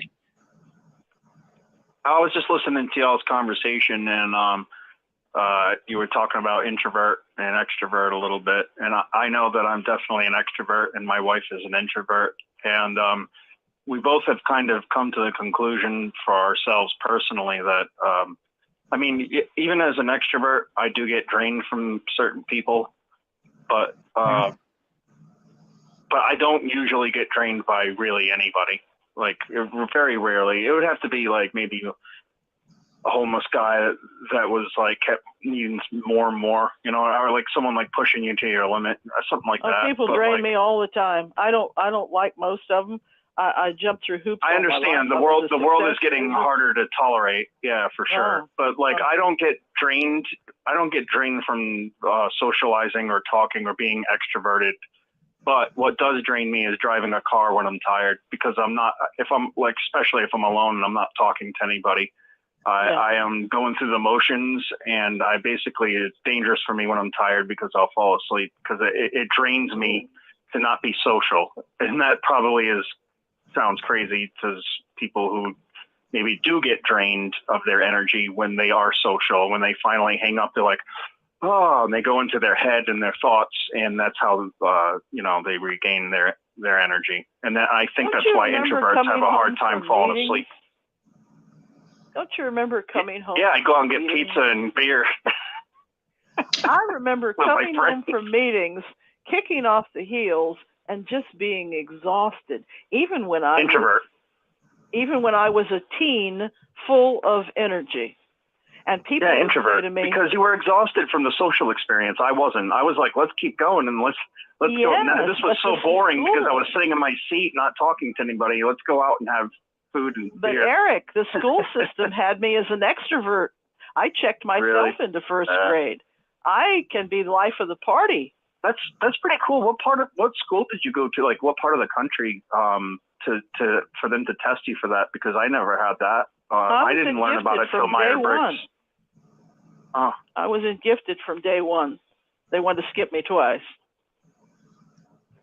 My wife is Desiree is INFJ, and it's a personality type, and she's Myers-Briggs. Myers-Briggs.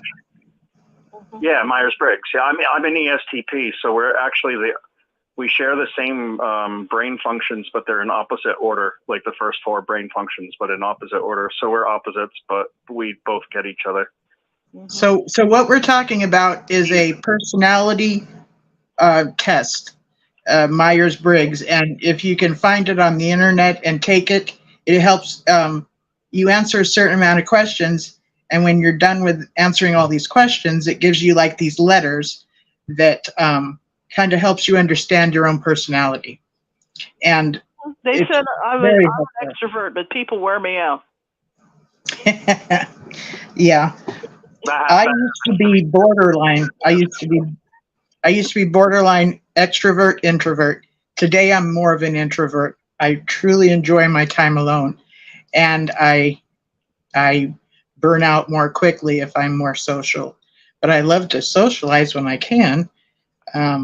But I do it less than I used to, you know. Mm-hmm. And what, you know, Eric, I was thinking about what you're talking about when you say driving. What about talk radio? If you're listening to talk radio, whatever the subject might be, it helps you to think rather than being in that position of like daydreaming or on automatic pilot or so relaxed doing something mundane. You know what I mean? It can't help, but if I'm not interacting with it, then I might fall asleep to the talk radio. Okay. If I'm not involved, like I'm involved right now and I'm wired, but if I was to just be quiet and like just sit in the room with the lights off or whatever, relax, or even the lights on, just relaxing, I'll eventually get tired of not like inputting back. That's good. At least your brain gets to a point of shutting off. Some people have yeah, because some people, introverts, have a hard time shutting off, and my wife struggles with that. Not to interrupt you, sorry, hon. No, I hear you. Yeah.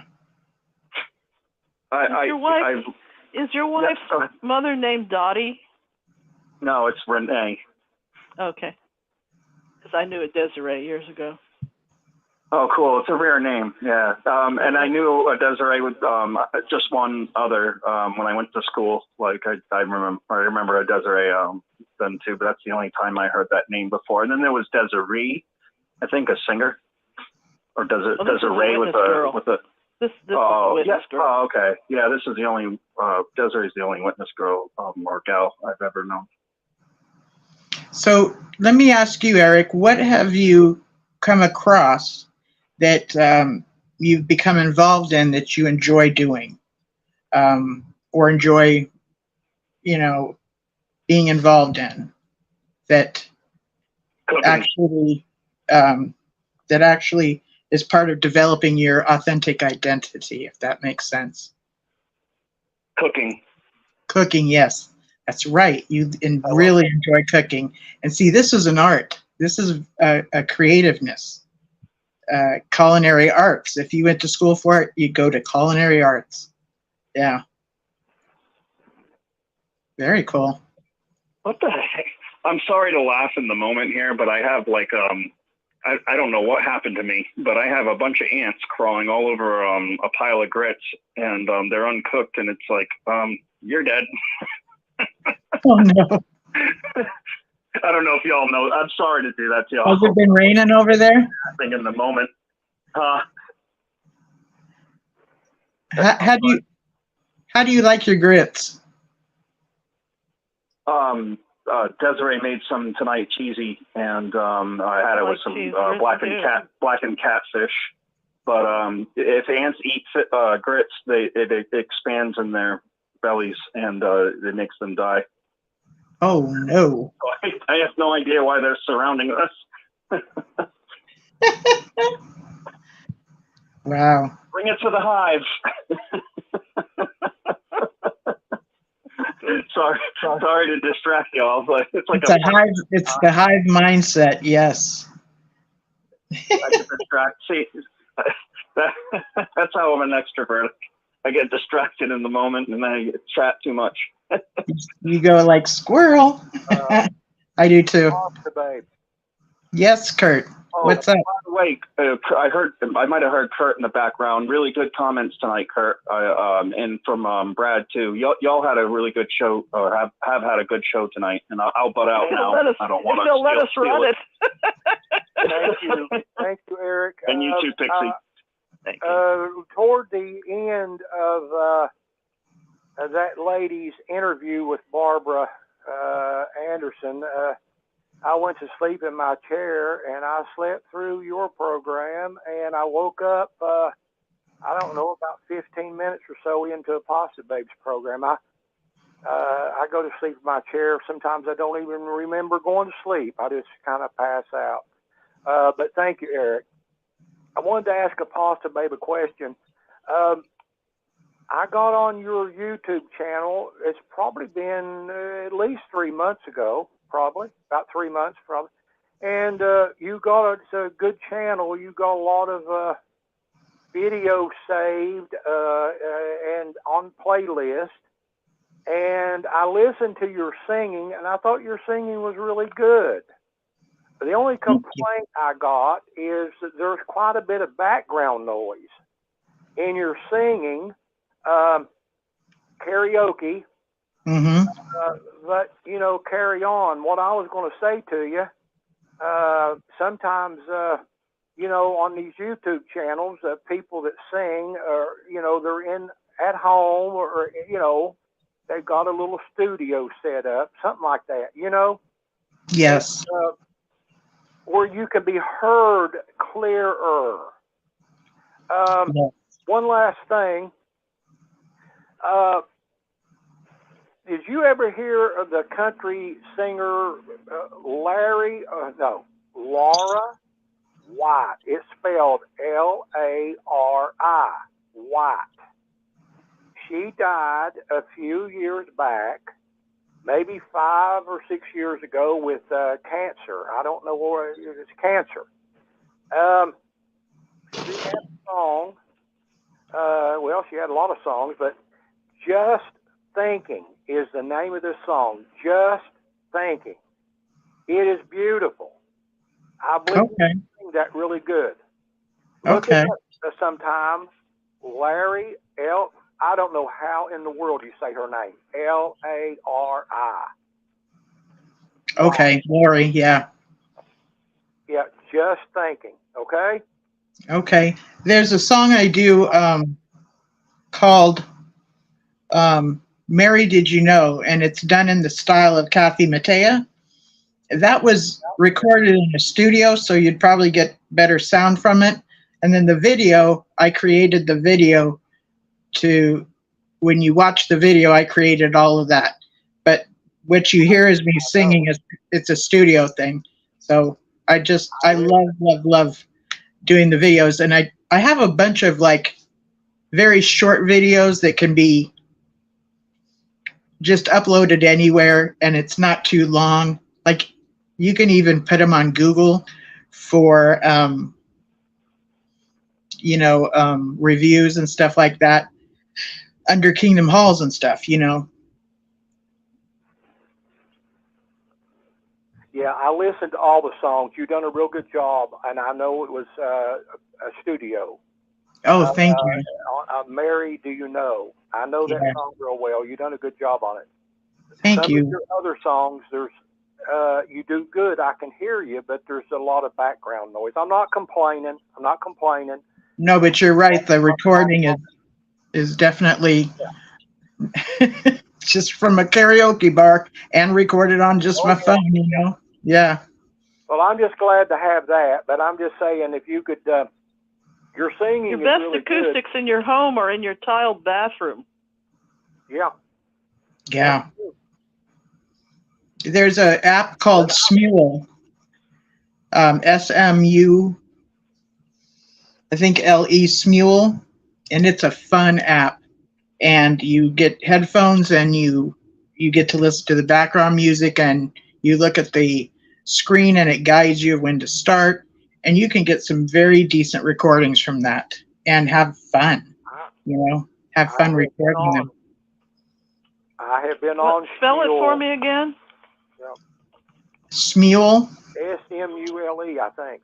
Yeah, I think so too. Okay. It's an app. On there before. I have From been on Google. there before. For example, there are two girls together that are singing Barbara Ann. You know, the old Beach Boys song. I don't remember their names, but man, they do a good job on that. But there's a lot of duets. Probably on my list, but I record, not record, but I save a lot of YouTube music. Okay. Watch on the. Oh my goodness! There's three ways to save it: the watch list, the liked, where you hit the thumbs up, and the other is the. I can't think of the name. There's three ways on you can save video, any video, and but I've got a lot of CDs I bought in my time. Oh my goodness, I don't know how many. It's in the hundreds, easily in the hundreds. But have you heard the recent Eric Clapton? Not recently. Now there was a Eric Clapton doing "Somewhere Over the Rainbow." Really? That song. And Eric Clapton doing "Moon River." I love that song, "Moon River." I love that song. Yeah. It's just wonderful. Yeah. I like Audrey Hepburn, and in that movie "Moon River," she and Andy Williams, I think, done "Moon River." I tell you, one of the most beautiful songs. You know the old song, "I Left My Heart in San Francisco." You all know that. Tony Bennett and Sinatra and different people, but Julie was a Tony. woman. Yeah, I do too. Julie. Oh my goodness, what is her last name? Julie Newman, maybe. Newman? She's back in the 50s and I guess in the 60s. Oh my goodness, "I Left My Heart in San Francisco." You ought to listen to that. She sings it. I remember her. Oh yeah. She sings. How'd you like those Sumerians? Was that something else or what? That I watched every minute of that, and it was surprising. I learned a lot. For example. The fighting amongst those city-states that went on for hundreds of years, and the problem of growing food. They went through all of that. The Sumerians and Akkadians and people from Lagash and Kish and all those city-states, but the fighting in particular amongst those city-states was quite devastating to the fall of Sumerian society in the end. And that beautiful temple is still there. And I'm wondering if that was Babel, because people that lived through the drought left there and went other places. Yes, that's right. But that was it's 2 hours, maybe 36 minutes. It was a long but of course, the rise of Babylon later in the 700s, 600s BC, prior to the rise of Babylon, I mentioned last week, the Amorites are very interesting people, the Amorites, and their punishment, the Amorites' punishment from God. They were the primary Canaanite tribe, but the Amorites came down into what became Babylon, and even, as a matter of fact, even Abraham was called. There's a verse somewhere in the Old Testament that calls him an Amorite.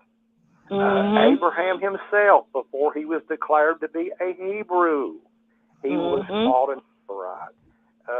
But anyway, I don't know all that history.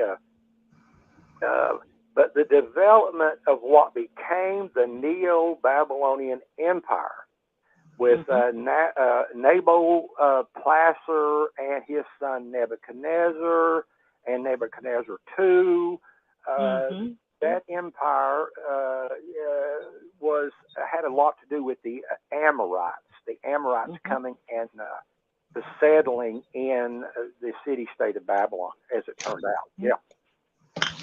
Did you know that the Scottish kings had an Egyptian queen? At what time? Way back in the Bronze Age. I did not know that. No. Queen Tia was the daughter of a pharaoh, and she was one of the queens in ancient Scotland. I did not know that. Yeah. So these people got around. Oh yeah. You know, the Anglo-Saxons, which were a Germanic tribe that came in to what we know as the UK today on the British Isles. Some believe they were Israelites. They were the lost 10 tribes, the Anglo-Saxons themselves. I've heard that.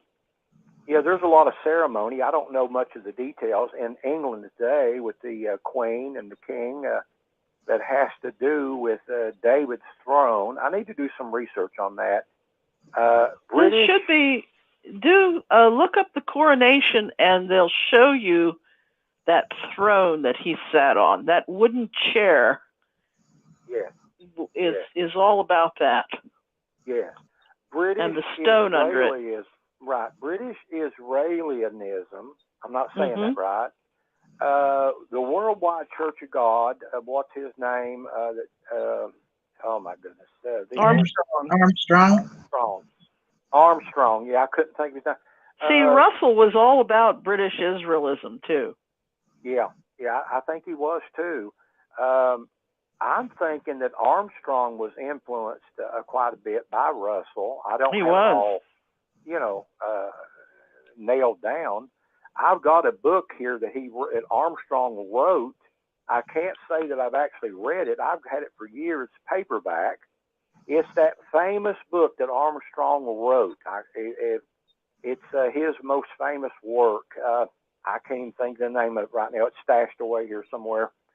But the idea that the 10 tribes, there's a lot of controversy over what happened to the 10 tribes. I don't worry about it much, but it's interesting to try to figure out, what happened to them.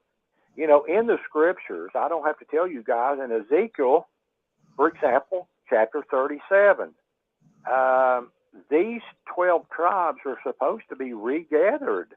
I don't know how to take that, if you just take it literally, that sometime in the kingdom age, maybe. I know Russell believed that they would all be, the fleshly Israel would rule the world from Jerusalem. The ancient worthies.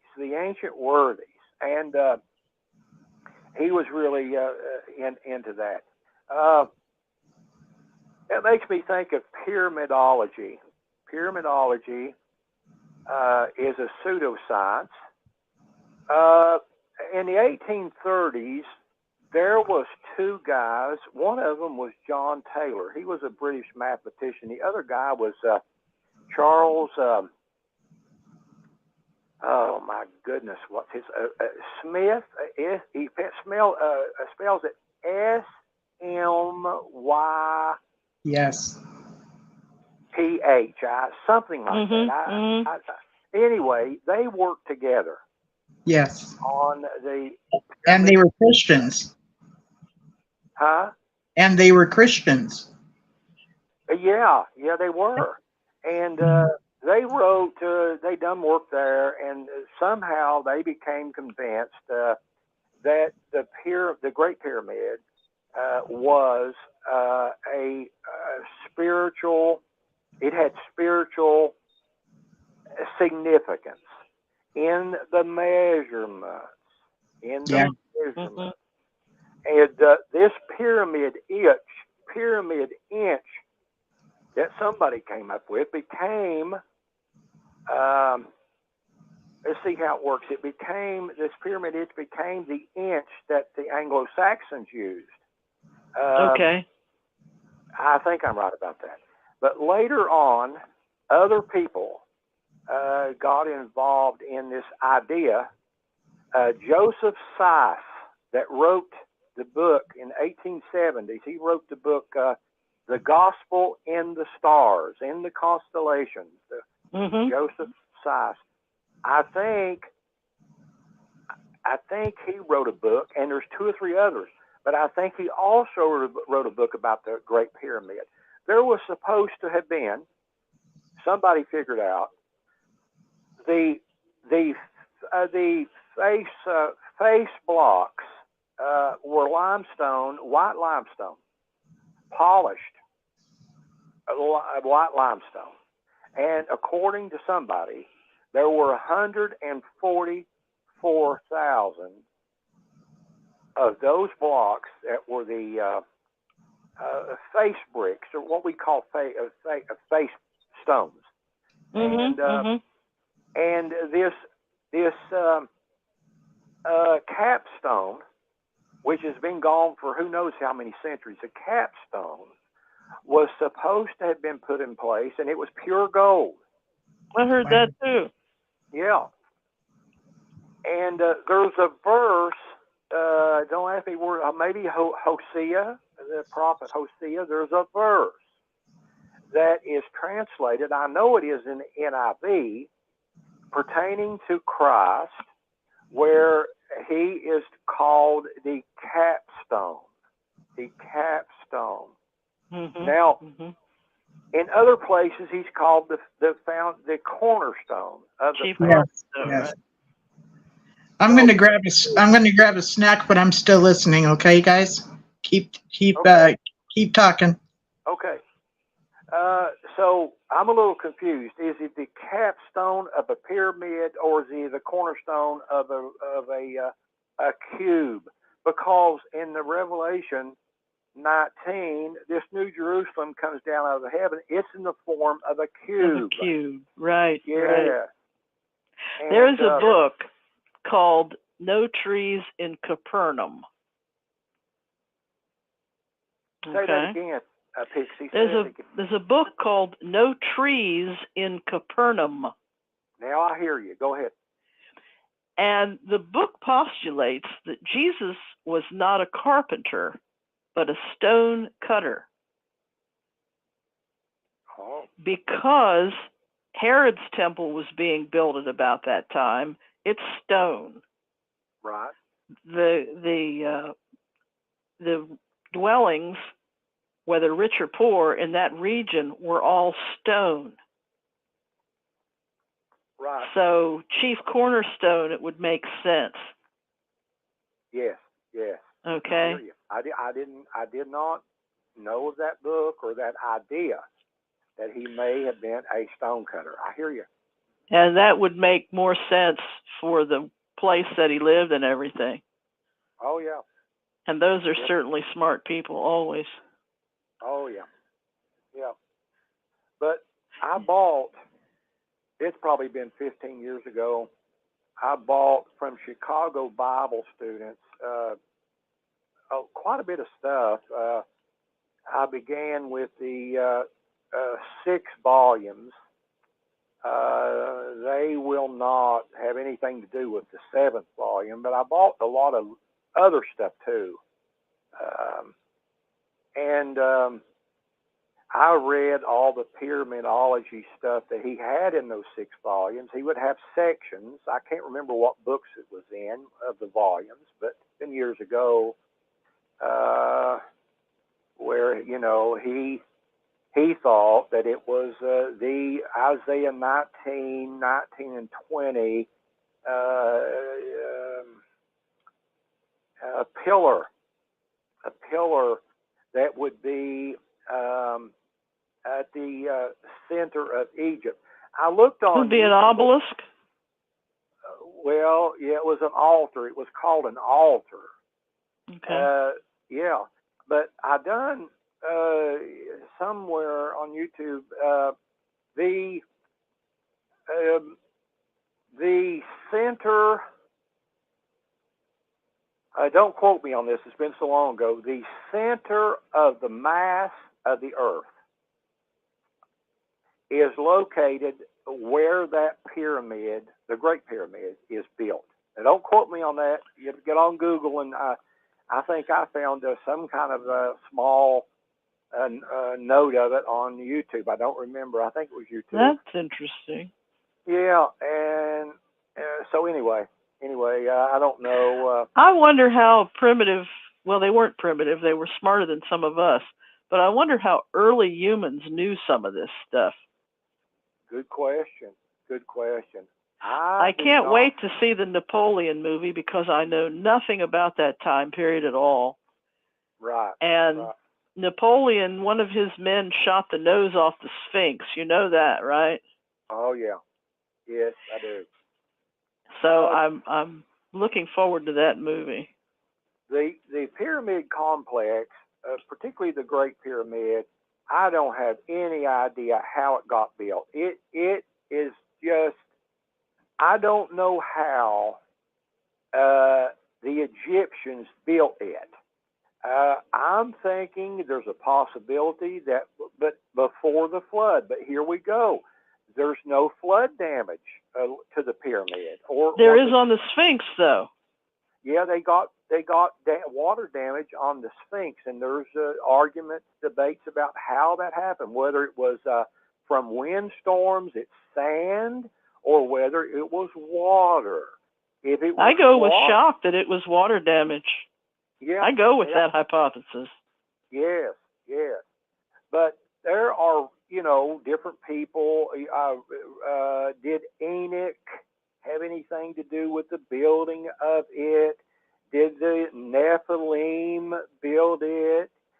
Did the Egyptians on their own build it? I don't know. But you've got blocks that are 100. Some of them are 100 tons in weight. And when those blocks go together, they are just precision cut. You guys know much about it as I do. But it's I marvel at it. That's all I can do because I'm no engineer. There is a museum in Washington, D.C. called the National Gallery of Art. And next to it is the new second part of the National Gallery of Art, okay? Right. And these two museums are part of the same gallery system, but they look very different. The day they finished that more modern building, I thought the news crews would be there and everything. I went to see it. It was me and a photographer and 3 workmen. And the 4th foreman says to the 3 workmen, he says, "You have one chance to do this or you will be crushed." Oh. And it was the wall of that new National Gallery is one huge solid piece of marble. Oh, I hear you. Yeah, very heavy, very heavy. And it was the biggest piece of marble I've ever seen. They had a truck. It had a winch on it. It had 3 little ropes on it and 3 men. And they had one chance to do it. And they swung that thing into place, and it was a miracle. Oh, yes. I would like. And there should have been a crowd there to cheer them, but it was me and the photographer. Nobody showed up. I mean, this was a big deal. Oh, no doubt. But there's no seam in that wall. That wall is one solid piece. And as far as I know, that's like once in a lifetime thing. Yes, yes. But if you ever get to Washington, D.C., the architecture is miraculous. And there was an occultist named James Wasserman, and he has a little paperback book that gives you a tour of all the architecture in Washington in one book. Oh, that would be a good book to have. I haven't bought any books in a long time. Well, you should get it. It's by James Wasserman, and I think it's called A Guide to Washington, D.C. or something like that. It's fascinating. I'll do that. I'll listen back to the program and get that name again and the name of the book again. And I don't have any notepad handy and a pen to write it down right now. I'd have to get out of my chair. I'm too lazy to get out of my chair. And in fact, there might be a YouTube that's a guide to Washington, D.C. architecture. There might be a free YouTube that goes into it because, you know, it's a big tourist place. Right. People live there, though. All right, let me talk to you about chronology. I watched the Sumerians the other day. I have never done Bible chronology. Now, some people that do it start at the year 539 BC. Most everybody agrees that was the year that Babylon fell to the Medo-Persians. I guess all scholars agree. So some people that want to do Bible chronology would start at 539, and they would count back. Now, James Ussher came up with 4004. He also said in his chronology that the Noah's flood came 1,656 years later after Adam's creation. That put the flood in the year 23. I don't have a paper here. 23 something BC. The flood. Okay. Now the idea would be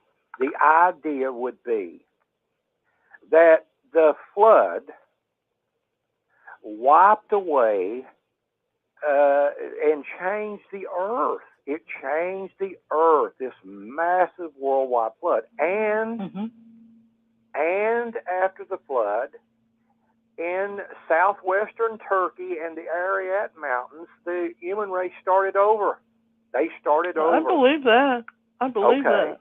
And did you see those ruins of Göbekli Tepe? Right. Now that's in Turkey. That's what I was going to bring up. I was going to bring that up as an example. Now this Göbekli Tepe, they being the archaeologists and the experts, they date that Göbekli Tepe, which they had to uncover. They date it at 10,000 BC. Now that would mean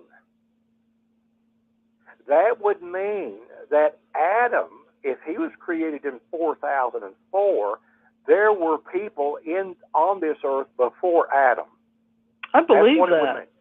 I believe that when you say that it was to replenish the earth. Could be. It could be. I believe that. I believe there were humans here before Adam. Yeah, yeah. Well, I tend to believe that myself. And I tend to believe that the Earth itself is 4.5 billion years, as the experts say. I don't have a problem with it at all. The six creative days, in my way of thinking, that was 6. And it could have been even literal days. And I'll tell you what I think it was about. It was about getting the earth ready again for Adam. I think something happened to the earth. Now, for example, the Ice Age. Experts believe that about 10,000 BC, I've heard others say 12,000 BC, there was a great ice age. Some people believe it just about wiped out the human race. There were some survivors. Now go back to the Sumerians, and they told in the video that when the Temple of the Moon had people living there, and when that city was functioning, there were still woolly mammoths on the earth. Yes, I remember that. I remember Okay, that part. so yeah. that would be before the European Ice Age. Yes. Yes. Now, I have the blue. I have some woolly mammoth hair, real quick. I have some woolly mammoth hair that I'm going to try and find a female elephant so that I can grow myself an actual woolly mammoth. Nature magazine tried to do it. That Nature magazine had a whole. Yeah. They're still trying. I know. I know it. Yeah, so like apparently you need a female elephant, and they're quite hard to come by in Australia. Oh yeah, no doubt. Very difficult. And that woolly, very difficult. And that woolly mammoth that was in the Sumerian documentary, that would have been before Noah's worldwide flood. Exactly. Because if the Ice Age did not kill the dinosaurs, then the flood certainly would have killed the dinosaurs. Right. Yeah. Now, in Washington, D.C., downtown, there is a theater called the Woolly Mammoth Theater. And they do wonderful shows. Why is it called the Woolly Mammoth Theater, you ask? Well, when they were building it, they found a woolly mammoth where they wanted to put the foundation of the theater. Right. Oh, I'd love to visit Washington. I believe, which I'm not going anywhere. I'm just too sick to go anywhere. But Washington, I believe I would visit Washington before I would New York City, I think. We got a lot of cool stuff. They found a French caveman in Maryland. Seems like I heard that. I don't remember for certain, but it seemed like I saw that. Yeah, I believe I did. Yeah. He was not an indigenous Native American, redskin, as they would say in the derogatory, but he was not reddish. He was a French caveman. Yeah, I hear you.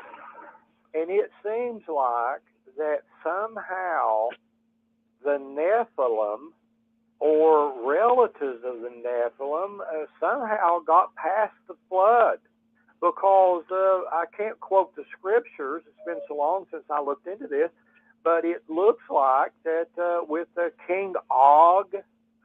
Yes, Og of Bashan. Yes, and when they went into the land of Canaan, and they reported giants. There's other references. There's 4 or 5 or half a dozen references to giants after the flood. So there's thought to be some in Ohio and Indiana under those mounds. Probably, yeah. So Goliath. Goliath. David and Goliath. Yeah. Yeah. I mean, what I always found interesting was not the fact that when they went into the land of Canaan, they said, "Oh, we see giants," because I always take people's descriptions with a grain of salt. They could have just been really large men. But the fact that it took 2 people to carry one bunch of grapes, because one of the things that people believe about the cities that the Nephilim built were that they were humongous, and that they had worked out a way of growing food much bigger so that they could eat, so they could eat. Oh yeah, yeah. I'll tell you something that you all might find interesting. You all heard of Ivan Panin. He was I think I mentioned this on before. I've got 4. One of them is his New Testament, and the other 3 are books that my son ordered for me. It's probably been at least 6. I still have not read that stuff. I'm just physically very weak. It takes a lot of mental energy to read. I used to read a lot, but I've got them stored away, and maybe I'll get to them. But Panin, he spent 50 years, and what he discovered was the symmetry of the. He used the Westcott and Hort Greek text, and he used the oh my goodness, the Hebrew Masoretic text, and he determined the symmetry of the Bible, beginning with the very first word, the very first letter. That the symmetry was overwhelming. Every verse, every chapter, on and on. That the key is the number 7. Yeah, I've heard that. Yeah. Now that's all I can tell you about it. I can't sit here. Well, let me explain it all to you. I know. No, I can't do that. But the idea would be that if this is true, he made a challenge, I think about maybe early 1900s, in the New York newspaper, challenge for anybody that could any book, any whatever that had that symmetry, the number 7, that he would pay them. I don't remember if it was $1 million, some ridiculous amount at that time. And the story is nobody took him up on his challenge. So goodness, Brad and I need a time machine so we can go back and do a book test. Oh yeah. You might get out Shakespeare or whatever. Hey, Brad. Yeah. He's working with the customer. Yeah, but like I say, that's about all I know about it. I have not. Yes. Yeah. I said we should get in the time machine and go back and do a book test for $1 million. Man, I've been working on a time machine my whole life. I know. Do you have a book test? A book test? Yeah. Yeah. Pack your book test with your time machine. Time machines are even harder to get than female elephants, apparently. Yeah. Well, so if anyone I'm working on mine. Those things. Good. Ivan Panin, Panin. When he got started on this, he was an atheist, and he looked. Maybe it was John 1:1. I don't remember.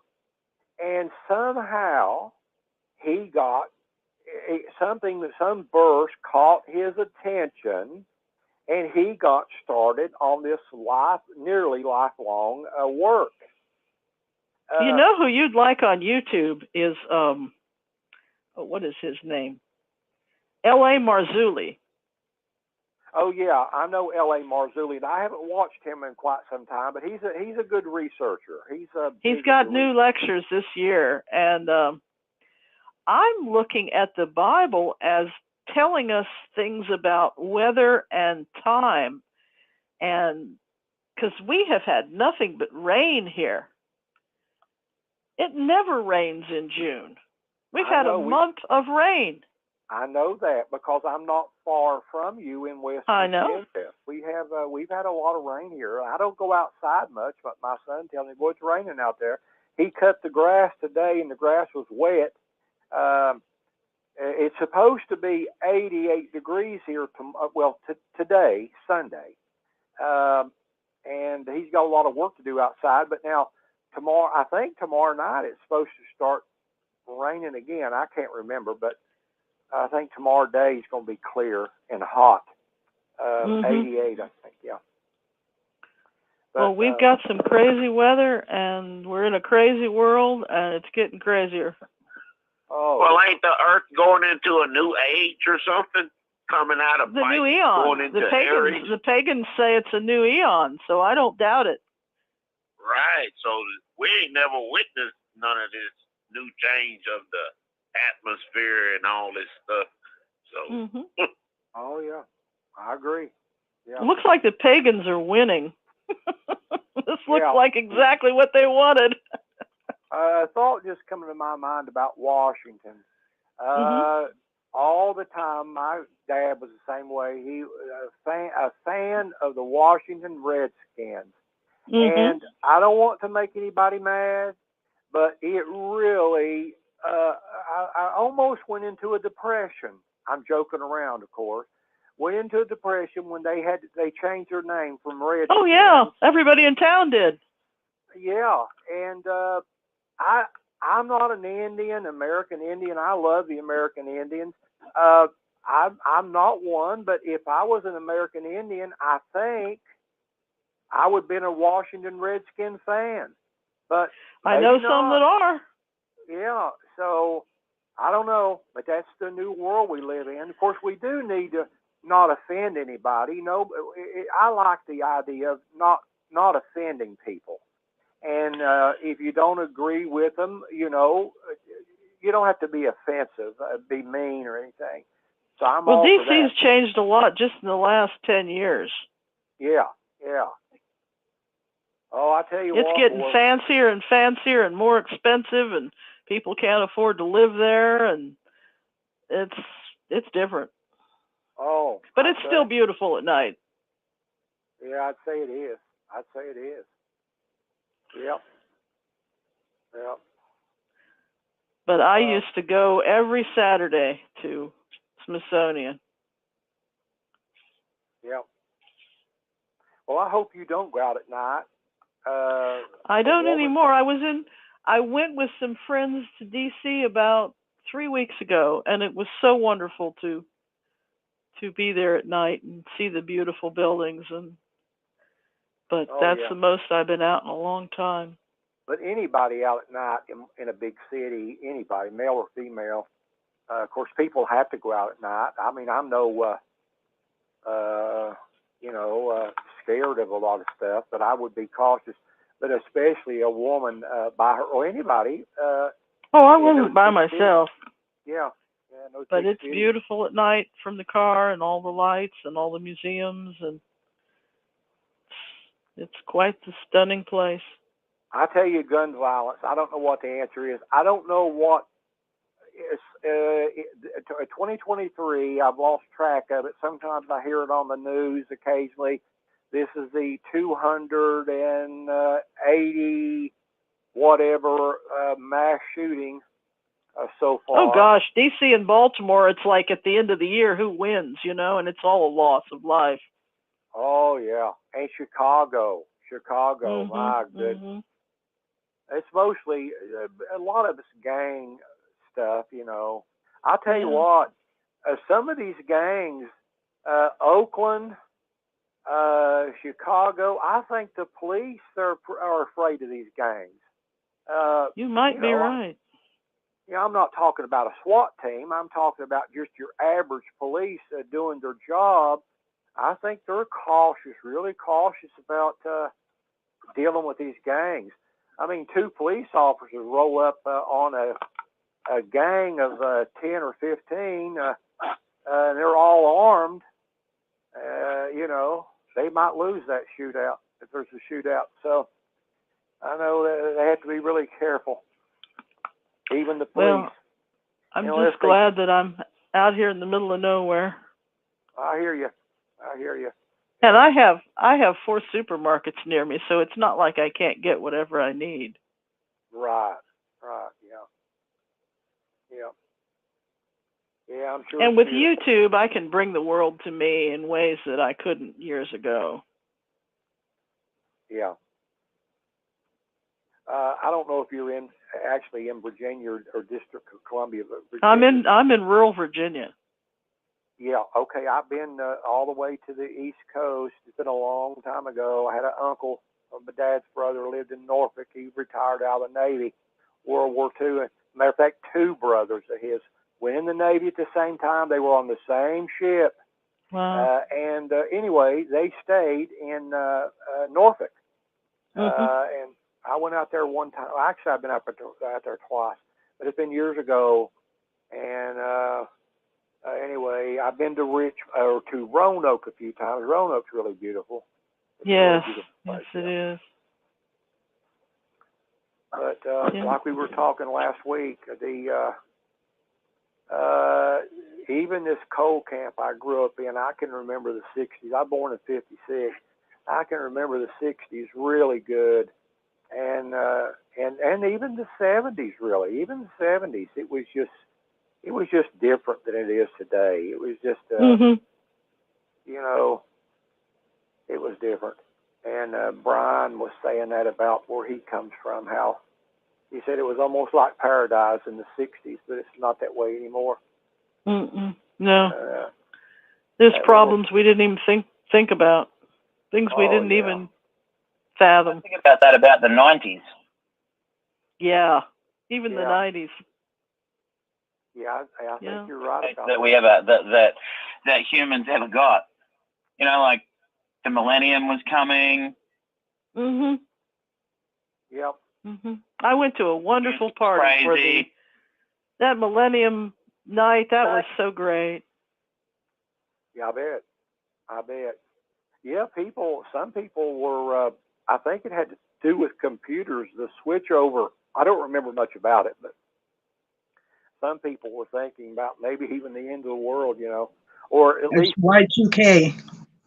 They were talking about Y2K at that time. Yeah, Y2K. I couldn't remember what they called it. Y2K. Yeah. And then the 2012 thing didn't work out with the mine. I guess they quoted the mines correctly. I don't know a lot about it. What they call it, the cycle, their calendar cycle. I don't remember. It was every 23,000 years or something. Right. Something like that. And there was a new cycle and a new age of some kind, and it passed right on. And then somebody had the year 2016. I can't remember who that was. As the end of the world. I don't know. It was the four moon. Oh my goodness, I can't think of what I'm talking about. Lunar eclipses. Yes, the blood moons. Blood moons. That's it. Oh, my memory. I tell you what. I was thinking the other day about if we had a big cataclysm, the people that would probably survive it, Brad in Australia would probably still be doing whatever it is he's doing. And Kurt up there in the coal town would probably still be doing what you're doing. The people that would really be damaged would be the people in the city that depend on everything being brought to them. Oh, yeah. Well, I'm not ready for it because I would be out gardening and canning. We used to do that. And my kids are scattered and they're really, really busy. I've got one boy out in Texas. He's going to come home, and he says he's going to make this place up here. It's real remote where I'm at right now. He's going to take over and make it a fort. He's going to make it a fort. He's into guns. That's his love of his life. It's guns. Well, maybe he can get you some peach trees and some tomato plants while he's at it. Yeah, we've got some apple trees and peach trees. They're not doing really good because they're not being taken care of. But they're still producing. Got some wine sap apple trees. I think there's 3 of those. Yummy. And we got 2 peach trees. Good. But gardening, I'm not doing any gardening. Lord, I was raised into that. My dad was a nut about gardening. I mean, he was a nut. That was his. Of course, he had to work every day, but get weekends off. But we had beautiful gardens in the city because where my house had been built, it was built in 1929, and before 1929, the block I grew up in had been the racetrack. Yeah. So the horse manure was a foot thick before they put the grass down, so we could grow anything in the backyard. Oh yeah. I've cleaned out barns quite a few times, and put. Well, it on there were gardens. barns there before there were beautiful Oh, homes, so we were happy with the gardens. Oh yeah, yeah. But I hate. Hey, Go ahead. I got something to say on those blood moons y'all was talking about. Yeah. I drive a truck. I've been driving a truck for like 28 years, and I've done seen I don't know how many of those, but I could come up on one, and it'd be cherry red, like what y'all talking about. The more that I drive that night, the lighter it gets, and I have come up on one, and I count my miles, and like 65 miles, that moon was as white as snow. Yeah. So yeah. I don't know. I mean, I've done heard rabbis talk about them and try to do some type of jubilee chronology on it, and I've done seen these things, and it's my experience. It's not what a lot of people claim it is, because the closer you get away from the blood moon, it lightens up. You know, oh yeah, like that moon done turned white already. So I think it's got something to do with, and most of the times when I see them, it's like in some city or something. So I think it's got something to do with the smog and the pollution around there. And once you get on past there, out in the middle of nowhere, that's when the thing is as bright as the sun. You know, it's just like a giant light. It's so clear. So yeah, that's weird. It is weird. Yeah, it could be that you're right about that. That pollution may have something to do. I tell you, I about gave up on Bible chronology. We were talking about it earlier. I didn't think about it, but in the Septuagint has got Adam's creation at the year 5557. James Ussher says 4004.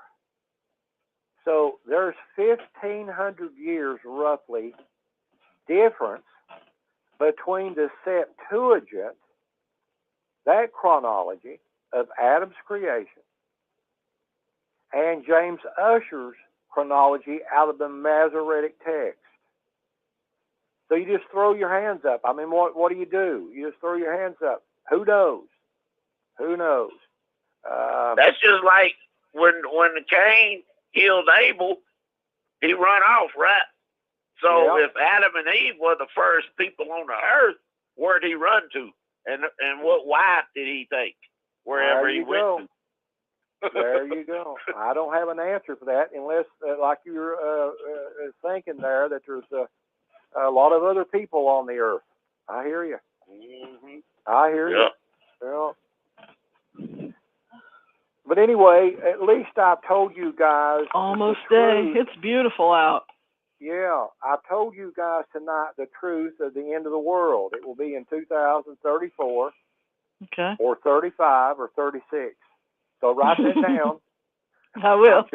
I'm joking. Yeah. My neighbor is a doctor at the hospital that's about 6 miles from here. And I looked out to see the sun coming up, and he's on his tiny motorcycle going to work. I hear you. Yeah. And he kind of sneaks in at work before the traffic. Yeah. How far has he got to drive? About 5 miles is all, maybe less. Yeah. Did you see? I hate to bring this up on that point, but who was the actor back 2 weeks ago or so got killed on Treat Williams? Just come to me. He was killed on his motorcycle. Oh. Did you see that? Treat Williams? I didn't. Yeah. Anyway, yeah. He's been in TV shows. I can't remember where I've seen him, but I've seen him, and he's been in movies. Mm-hmm. Yeah, he was pulling in to, I think, in from the highway into his driveway. I think is the way it worked. And he got hit in that transition there. Oh my! Across anyway, it killed him. And the irony of that. Oh yeah. And there was somebody and some else. Some famous skier got killed too. He was a skier. Yeah. Yep. Was that on a motorcycle or a ski? Yeah, that was on a. Well, it was two different deals. One of them, that guy you was talking about, the movie star, he was on a motorcycle, and the other guy was like some famous skier. He skis a lot. Yeah. That skiing can be dangerous, obviously. That's how Sonny Bono died. He was out skiing. Remember that? Sonny Bono died in an accident while he was skiing. Yeah. Remember? Yeah, that's who it was. Yeah. Yeah. Let me tell you guys, I've got a headset on. You've heard me say that before. My son got it for me somewhere on Amazon, I guess, and mailed it to me. And it is made for one ear, not two. I told him, I said, now I want one that covers both ears. Well, he got this one, and I'm not complaining.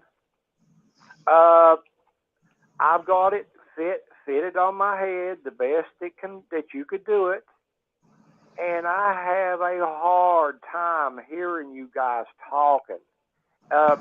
If I take this headset off and I go to speakerphone, I can hear you all so much better. But you cannot hear me on speakerphone. So if you're going to hear me, I'm going to have this headset on. So it's you're damned if you do and damned if you don't. So one of these days, I'm going to get me the best headset that somebody makes, and the best phone. I'll tell you what headset to get, Kurt. It's the one I'm talking on right now. It's called a Blue Tiger Elite, and it's you can listen to music, audio, everything, and it's got two deals, on both ears, and it's adjustable. I hear you. Hey, Kurt. Yeah. How much do they cost? They cost $169. You know what? The best set, I used to work in radio. The best headset I have was $5 from Five Below. Wow. Yeah, you're talking about earmuffs for being outside. Is that what you're talking about? No, I'm talking about a headset that plugs into my computer from Five Below, and it costs $5, and it's got little kitty cat ears, and it lights up, and the sound on it is great, and it costs $5. I hear you. So, Five Below is the name of it, right?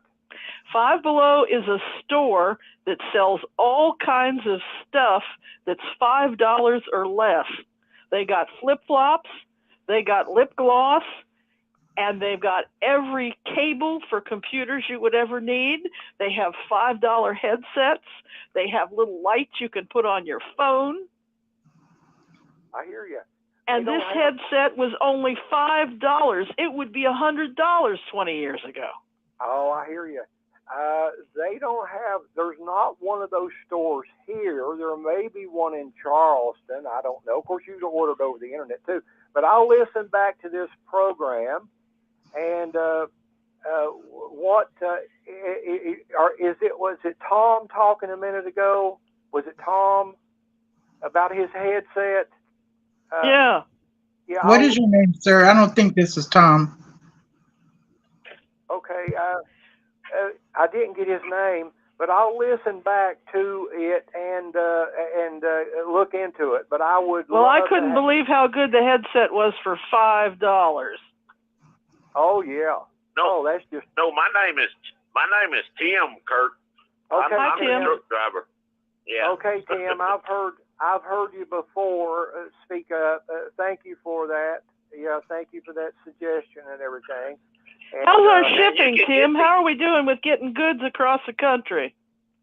Oh well, I only haul produce. I haul for a shipper direct. I don't have to fool with no brokers.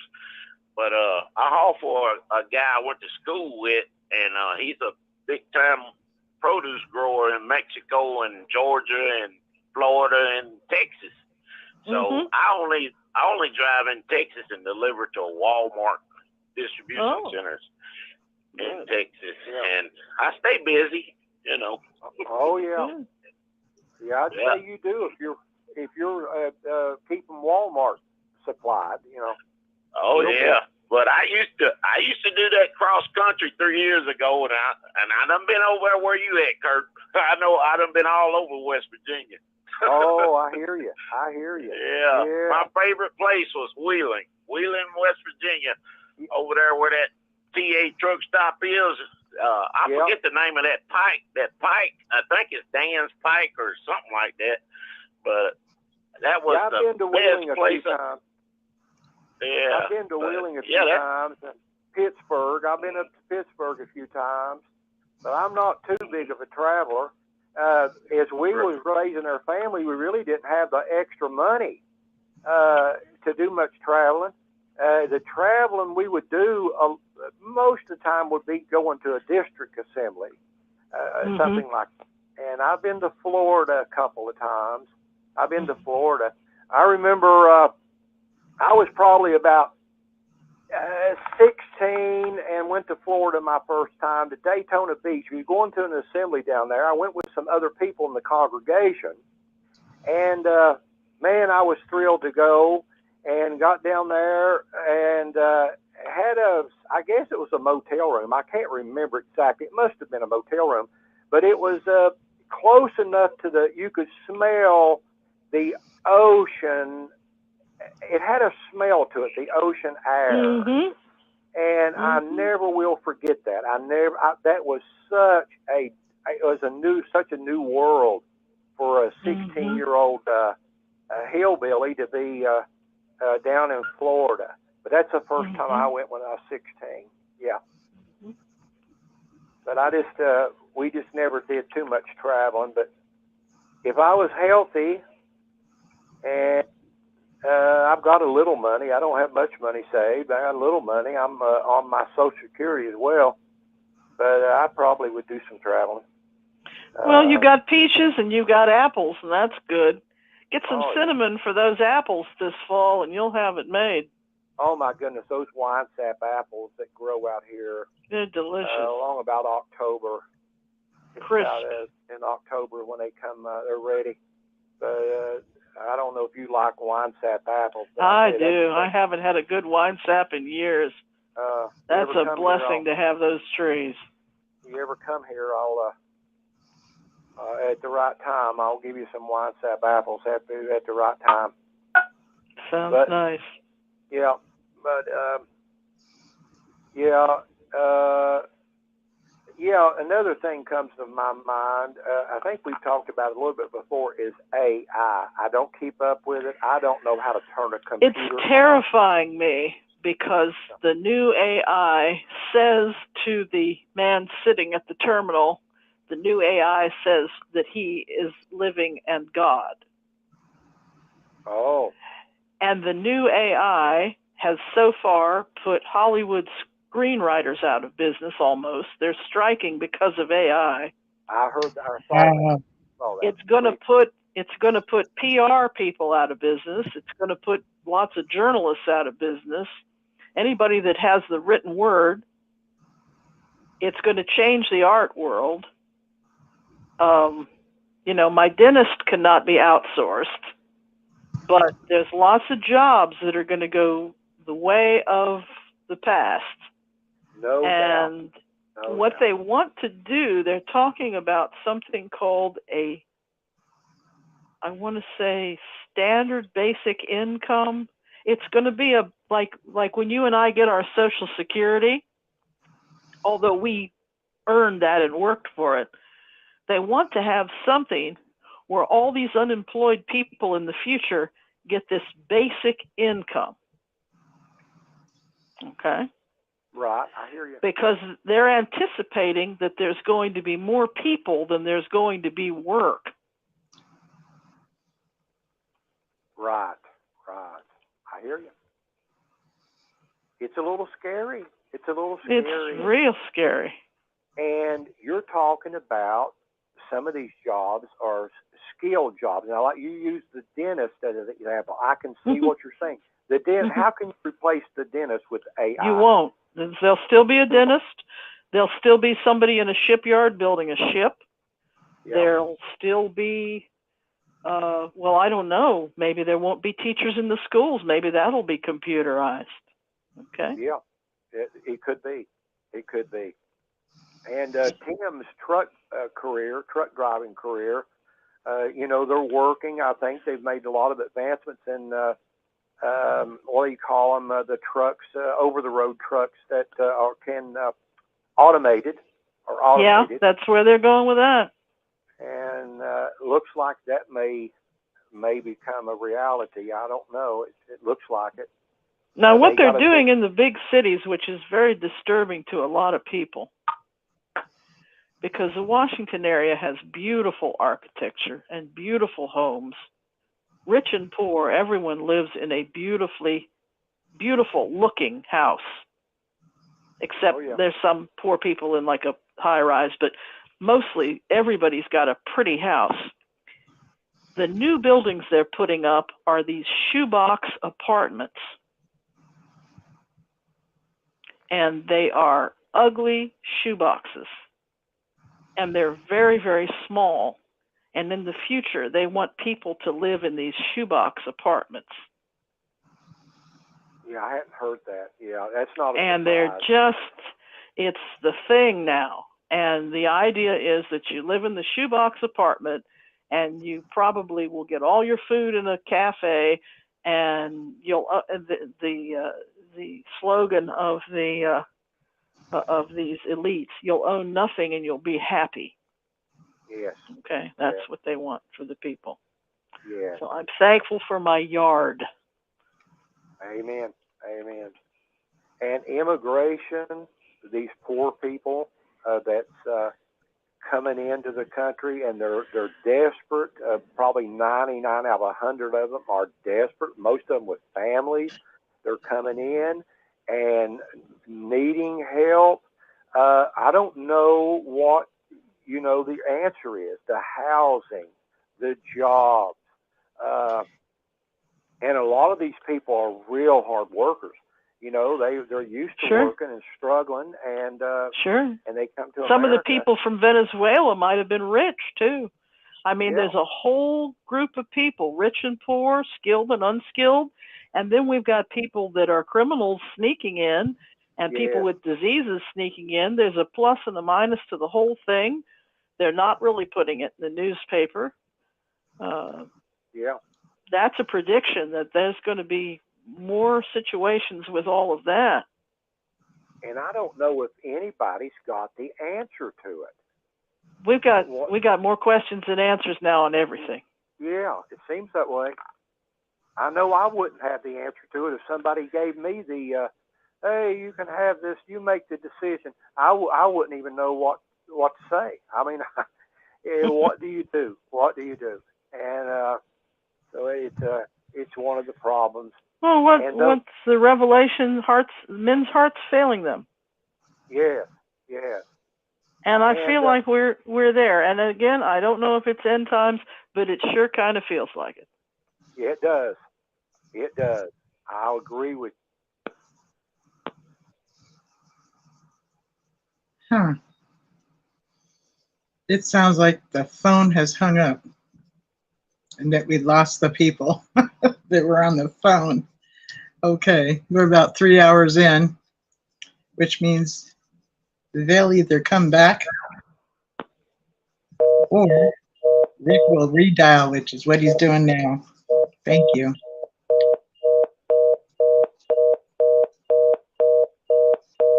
Thank you, Rick.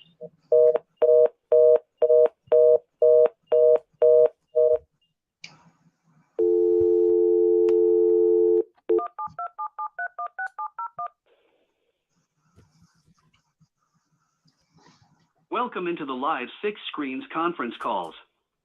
We thank you for joining in. To speak up and talk, press *6 on your telephone. When you are done talking, press *6 to mute yourself. Remember, when you are unmuted, your phone is a microphone and picks up on all noises in the background. We hope you enjoy the programs tonight. You will now be placed into the conference. If you are the host, press star now. Otherwise, please enter your PIN followed. Thank you. There are 7 participants in the conference. Recording did not start because your storage is full. Please log in and delete recordings or purchase more storage from your account. Using was just the biggest oldest computer I'd ever seen in my life. And I think when you're separated from the world like that and you separate your entire country from the internet and all of that, it's very easy to think, oh, well, I've got an army, I've got some technology, you know, I'm stronger than the biggest world superpower at the moment. And then, you know, people have a look at your stuff and they're like, oh, dude, it's like a child when a child threatens you, kind of thing. Like, you're not gonna be able to throw that bouncy ball at me. It's not gonna do anything, kind of thing. So he has made many threats, including his dad made threats as well against the US. None of them have ever come to fruition. I think the guy only has enough power to hurt his own people. That's about it. Yeah. I like the that. Russians My are humble tripping over opinion. each other this week. That was kind of a surprise. Yeah. Yeah, I saw that. Yeah, I saw that. I don't know how that Ukraine war is going to end up. There's a lot of moving parts there, so time will tell.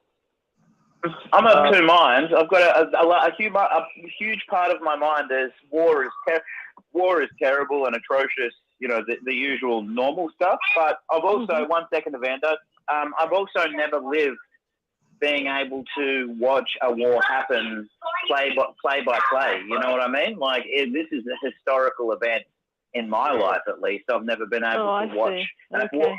if wars are actually going to happen, which they do, you know, it sounds bad to say this, but it's nice to be able to see it from safety. Yeah. Yeah, I know what like you it mean. feels pretty good to be able to comment on it, but not have it affect me so badly. I don't live there, kind of but thing. It will affect. But it will affect economies.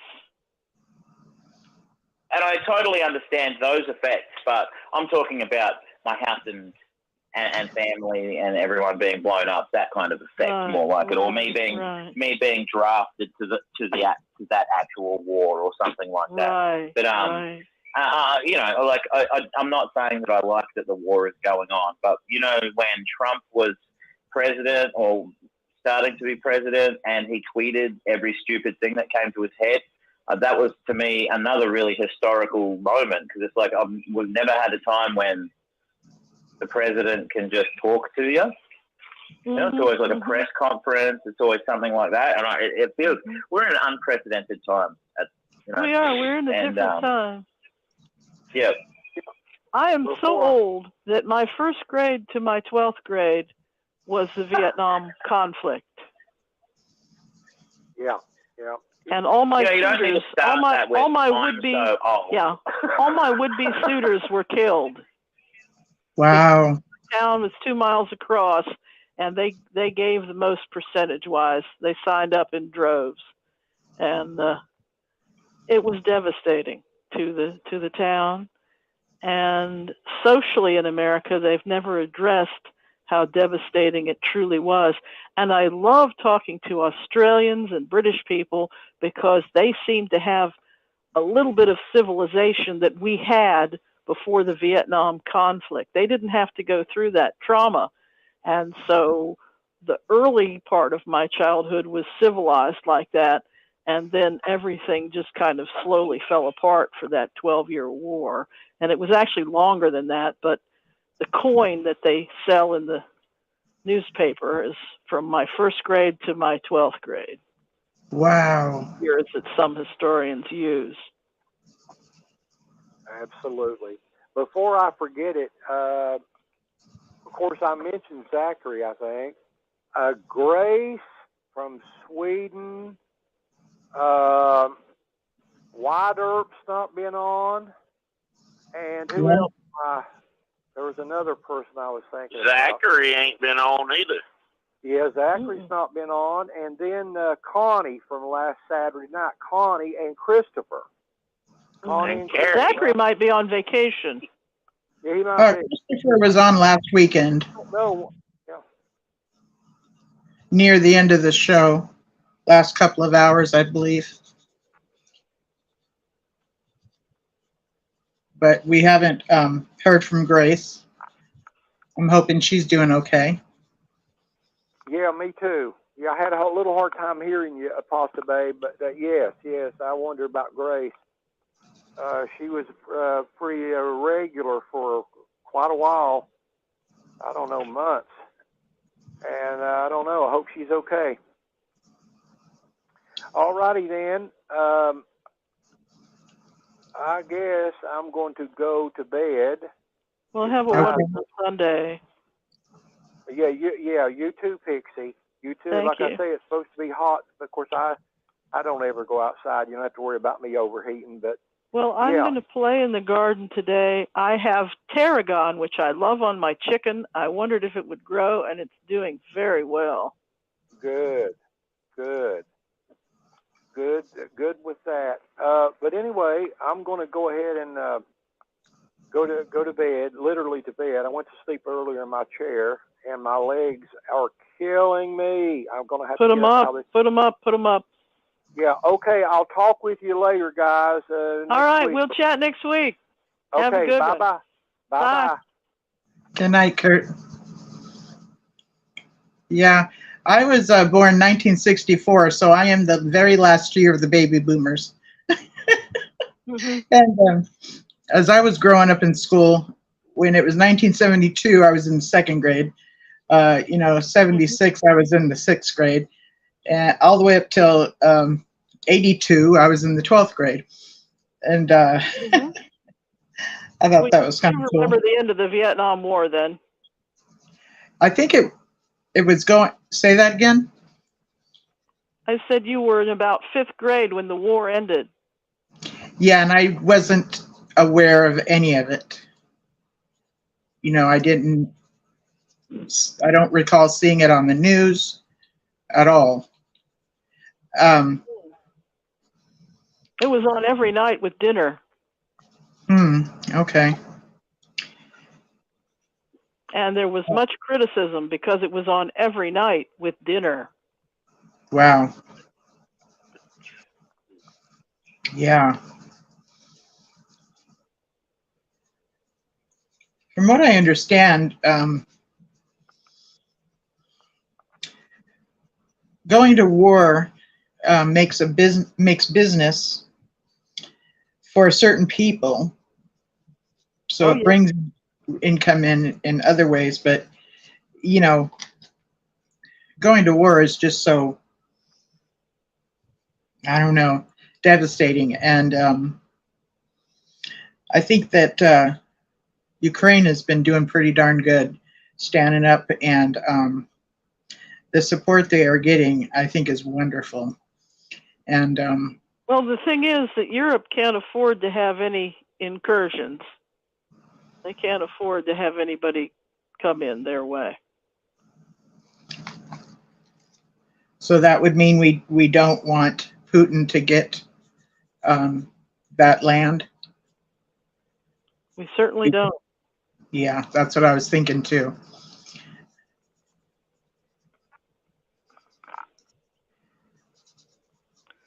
What happened? What happened with all them Jehovah's Witnesses over there in Russia? They got, since they got. That's a good question. We haven't heard much about it. I never heard nothing about that.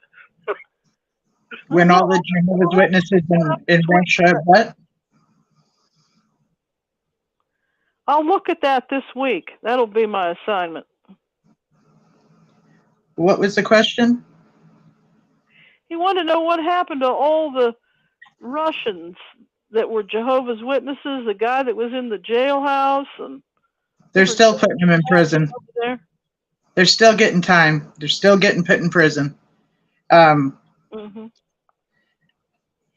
There's a link called Article 18, and you can keep up with a lot of things that are going on with Jehovah's Witnesses and other religions and stuff like that. So it's called Article 18. But the JW.org is always mentioning certain people that are getting, their time. Some of them will be acquitted, but it's still, they're not supposed to gather together and have a Bible study using literature that is on the list of extremist literature. So, of course, they're going to follow God's rules rather than man's. So they're just doing it anyways.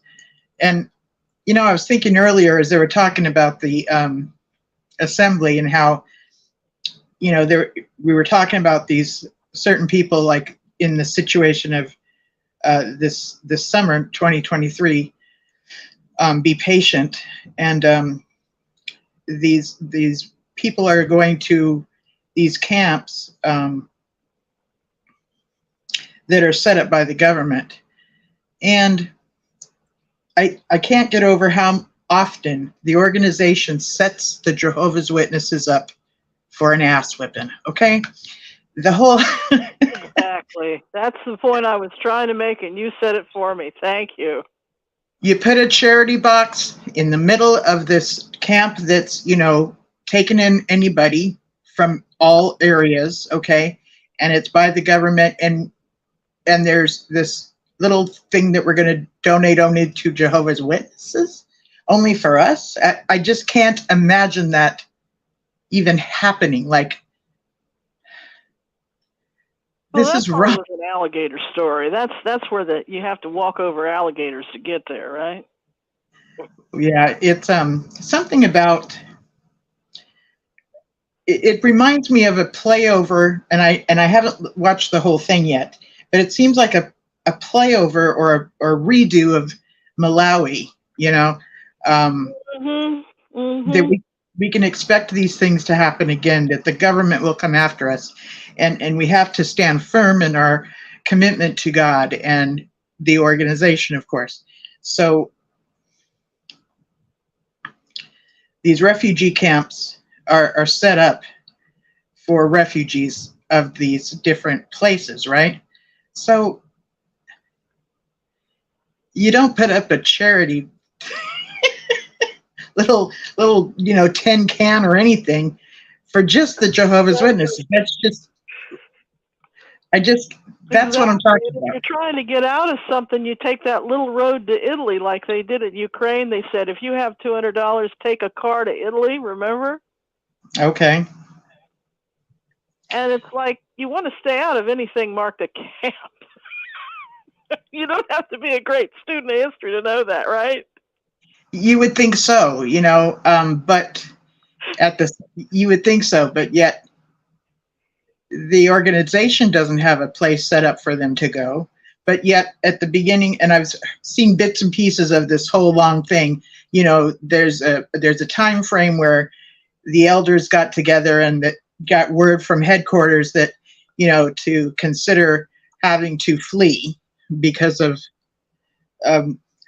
I forget what it's going to, they're concerned about unrest, and I forget why. But it just seems like a redo of Malawi to me.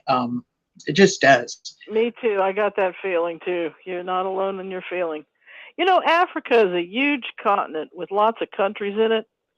Yeah. And I don't even know if they're printing. They don't have where's the printing press? It's not in New York anymore. Are they even printing literature for these countries? Are they supposed to have tablets in these third world nations?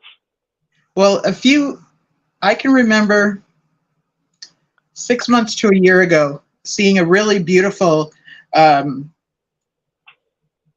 video. We're going to have a study, and they were outside in their yard, and these men had green Bibles.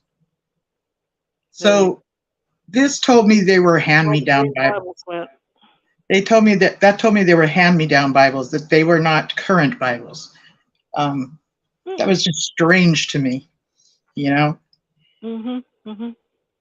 What was strange to me was the lady that called in was mentioning how she saw the same video I did about how they put up kingdom halls in Africa, and they were primitive buildings. Yes. Some of these other religions, they'll put up a medical station and a well, and they might have a chapel and a little clinic and a well and, some benches. I don't see them doing a lot for these other nations up there in New York. I just don't. Actually thinking about that, and I think I worked out why that is. Okay. Why? When other religions go to, say, a tiny village in Africa, they will build a proper building and a medical center, and they'll take doctors and build a well, as you said. It's because they have education. Right. Because witnesses haven't been able to get an education that would teach them how to, they're not doctors, so they can't provide medical care when they go and do a quick build or something over there. Right. Well, I think that could be part of it. Is then they just don't have the volunteers that other religions do, in that it comes from this full amount of educated people in the world. Yeah. I have a friend who's a town plumber, and I said, he said that he could retire and travel the world just putting in wells for people. Yeah. Yeah, I just find it sort of sad. To me, it appears. I'm sorry. Go ahead. What? I said I find it sad. It's always a day late and a dollar short. Yeah, it appears that things are only set up in such a way for witnesses to gather and then witnesses to get together just before they go out in service.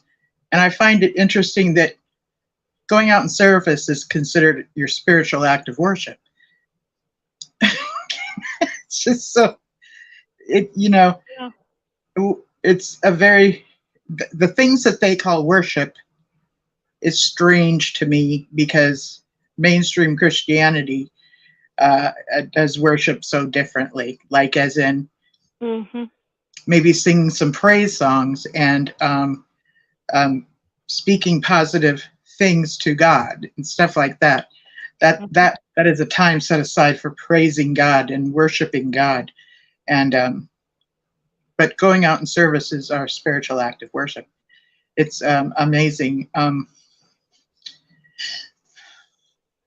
This is a very the magazine in hundreds of languages, and if we've had one Watchtower this year, I mean, I just don't think they're probably printing in all those languages anymore. I'd love to call them and ask them. Maybe I'll do that. Well, whatever's on the internet, they have all those different languages or access to them there.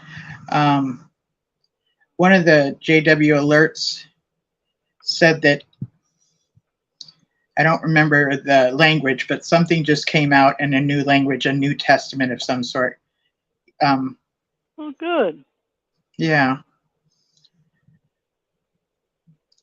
The things that are done is so minimal and only in a certain manner. And if you break away from that, it's considered rebellion or let me get back to the symposium or assembly or whatever it's called this year. Like the theme is to be patient rather than haughty or prideful, So the message I'm hearing is that if you're not being patient, you're being prideful and haughty, or you're not having the right attitude. This would be about the time that, decades ago, we would get that talk about, the race and not giving up at the last minute. And we've heard these talks before. They've recycled them, and it would be a good timing for that, But what happens is every so often it's they are rebranding themselves. So it's interesting to see this new brand that's being used. And my concern a lot is for the elders, because I believe there are good elders out there. And then I believe, that there's the ones that also take advantage of their, abuse their place of power and authority. But I do remember growing up with true, authentic, caring elders, And I know they're out there today, and they're being obedient to the organization and the way that the organization is guiding them. And I don't think that they see, I don't know if they do see how things are being set up in such a way that any minute now they can be thrown under the bus to take the blame for what the leadership has instructed them to do. You and I are seeing it exactly that. Yeah. And also, patience and haughtiness are not opposites of each other. The opposite of patient is impatient or hurrying, not haughtiness. Haughtiness is a character thing. Patience is taking your time. So slow and fast are opposites. How they put haughtiness on the other side of patience, that's not grammar. So how would you describe haughtiness? How would you describe that character? Haughtiness is when a person is so prideful they think they're better than everyone else. Okay. It has nothing to do with taking your time in a task. Patience means I'm going to wait, or if I'm doing a task, I'm going to do it carefully and methodically. Patient, impatient. In a hurry, not in a hurry. Haughtiness is not the opposite of patience in any way. Now, humility would maybe be the opposite of haughtiness. What is that again? What? Humility might be the opposite of haughtiness. Okay, yes. But patience is not. So they play with grammar in ways that make my head spin. And their people are too uneducated to know it. Yeah. And it makes me sad. Well, I'm not haughty. I don't think I'm better than anybody else. I see what they're doing to, Joe Average publisher, Brother Average, and his wife, Mr. Shoes. Yep. The way that Brother Good Looking, what are they going to do? Speaking of Brother Good Looking, I had a friend of mine call me up and said, Brother Good Looking just moved in next door, and he's a Jehovah's Witness. Tell me to run now. And I went, run, with a whole bunch of U's. Run.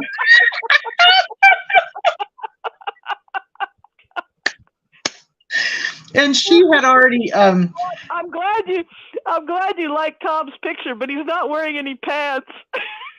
He wasn't? I did. Gosh. Okay. Yeah, that's one of the reasons that she's smiling, I think. Wow. It was Woodstock, okay? Why do you call her Sister Shoes? Sister Shoes. And Brother Good Looking. Yeah. My friend had befriended the neighbor that lived there before, who was a Jehovah's Witness and dying, and watched how nobody from the congregation set up meals or anything for her. She told the neighbors, let's do this, and she set it up, or her neighbor set it up to where they cared for her. And when an elder showed up to talk about whatever, it was just the strangest thing to her. She'd call me up and go, okay, what's up with this and what's up with that, and why is this happening? And I'm like, listen, it's that's just how they roll.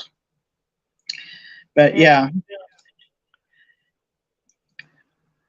So evidently, that place where her friend used to live and has since died, some new residents are moving in and going to own it. And they are also Jehovah's Witnesses. Mm-hmm. I don't know how any of her property got sent to anybody or anything or what happened with it. But yeah. At first I was writing out this very long thing. Then I said, run. That's all you texted me to do, is to tell you to run. So do it. I'm seeing her running now. She's got a Kingdom Hall dress on and her 3-inch heels, and she's running. Yep. And she grew up very, very Christian and very she, on hymns, very Christian hymns. And, so she's got a Christian background. But man, she just could not understand the dynamics of the Jehovah's Witnesses when she was dealing with her neighbor, just befriending her and being a nice neighbor, being a good neighbor, And I've come to realize that I can really only relate to other born-ins. I'm going to go that far. Yeah, it's strange how born in that our culture of origin is so the way it is. This was normal when in actuality it's absolutely toxic. It's just toxic. Mm-hmm. The way we've been trained to position ourselves to receive abuse. And I've been also thinking lately, and I think this has to do with a lot of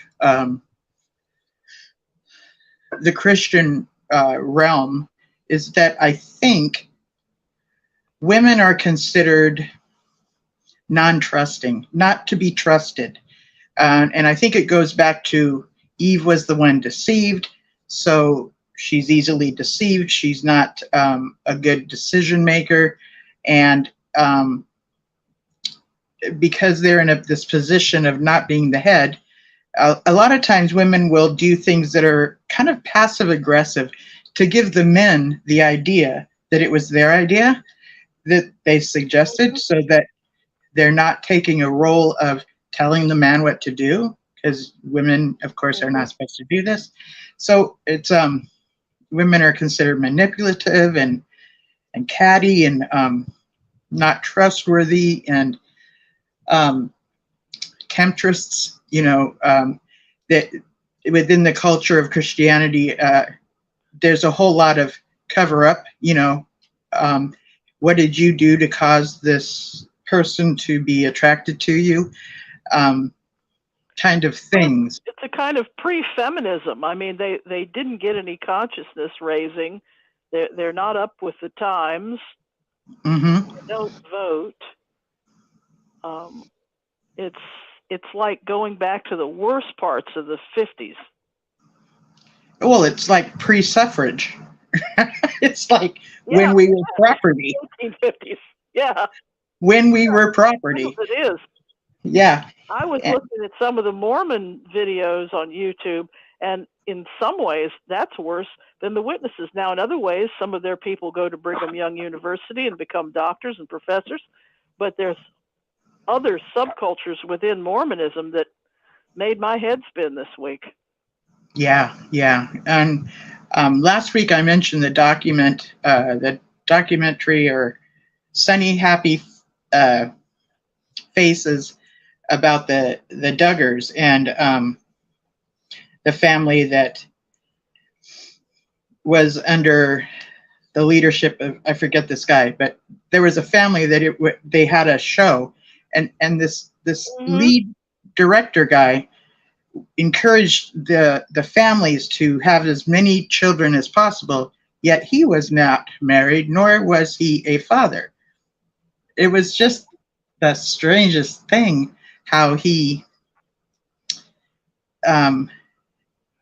directed them and how they would do things. And also this is notorious for blanket training. Literally, you put the baby on a blanket and with some toys, but you also put a toy out away from the blanket on purpose for them to reach for, so that you can discipline them with a smack or whatever, so that they don't want to reach for it again. This to keep them on the blanket. That's terrible. Training. Yes. So That's terrible. it is. It really is. Poor baby. I think we should all feel free if we're toddlers, for goodness sake, at least. No. Yeah. And see, when we were kids, or as a toddler, I hope. And when we were kids, we had to sit at the Kingdom Hall through these meetings and be quiet for the whole thing, and that doesn't come natural for a toddler or child. It's almost impossible for the nervous system of the child. Yeah. There was the oldest of the family ended up doing some things with his younger sisters, and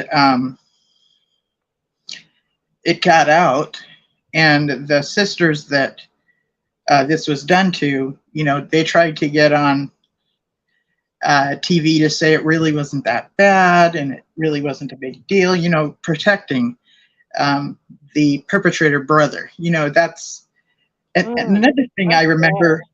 Yeah, another thing I remember is that the women were taught that if the man pursues you, that's the man that God has for you. And you're supposed to just accept. I kind of learned some of that in Witness Land. Yeah. Well, I can remember being, yes, I'm under the authority of my father, of the elders, but I also got the distinct impression that any man who instructed me to do things I was to do it, or any adult, I was to do it, but the reverence I was taught to have for the men was pretty scary, if you ask me. It's scary. Hey, Linda, could I add something? Sure. Can you hear me okay? I can, yes. Okay. I wondered if you guys, with not only with the JW art in their drawings or in their videos, in their portraits of women, in stories, they always draw them or whatever, where they're standing in a pose, kind of like a streetwalker, with one hand up, like going, oh, like, flipping their hand at the person, and they always have their head cocked to the side, like they're looking at them funny, like looking down to them or something like that. Like or they're kind of sassy? Yeah, but even the old drawings of Eve were like that too, but it's been going back from the beginning, practically like in the 30s and way back when they drew Eve like that, then they would draw them like a temptress, okay? They still do that with all kinds of their art, and even in the young people ass type videos and stuff, the girls always tricking the guy. It's always they're tricking them, it's their fault. And I think it's been kind of put in us just constantly.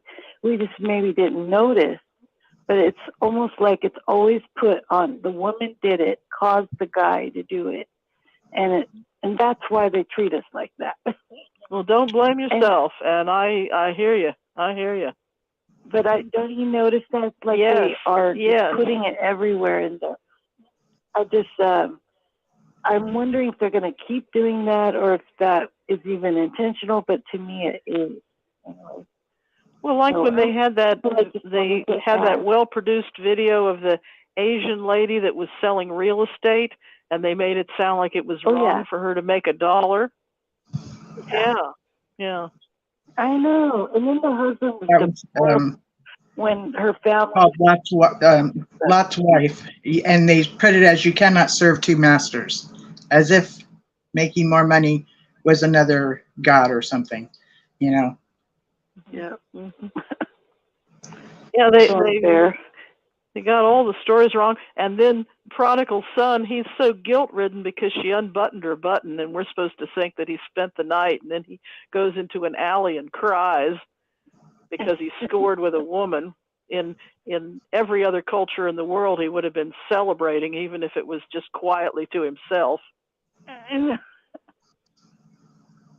He would have said to himself, well, I'm a man now. But no, he's crying in an alleyway.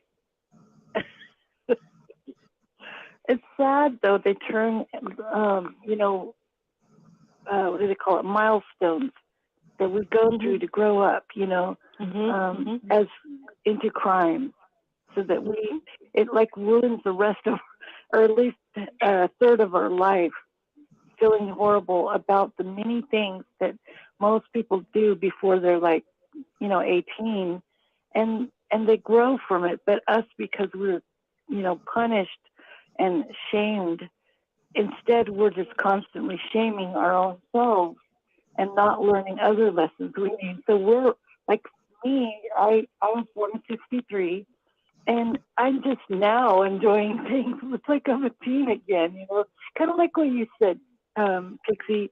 It's like we're doing what we should have been able to do as normal kids back then, when we were kids, but no, we didn't get to. So now we're having to learn a lot of things. And I mean, I'm glad we are, but it's kind of late. Like, too bad we didn't get to that, Yeah, and YouTube's good. They've got more kids.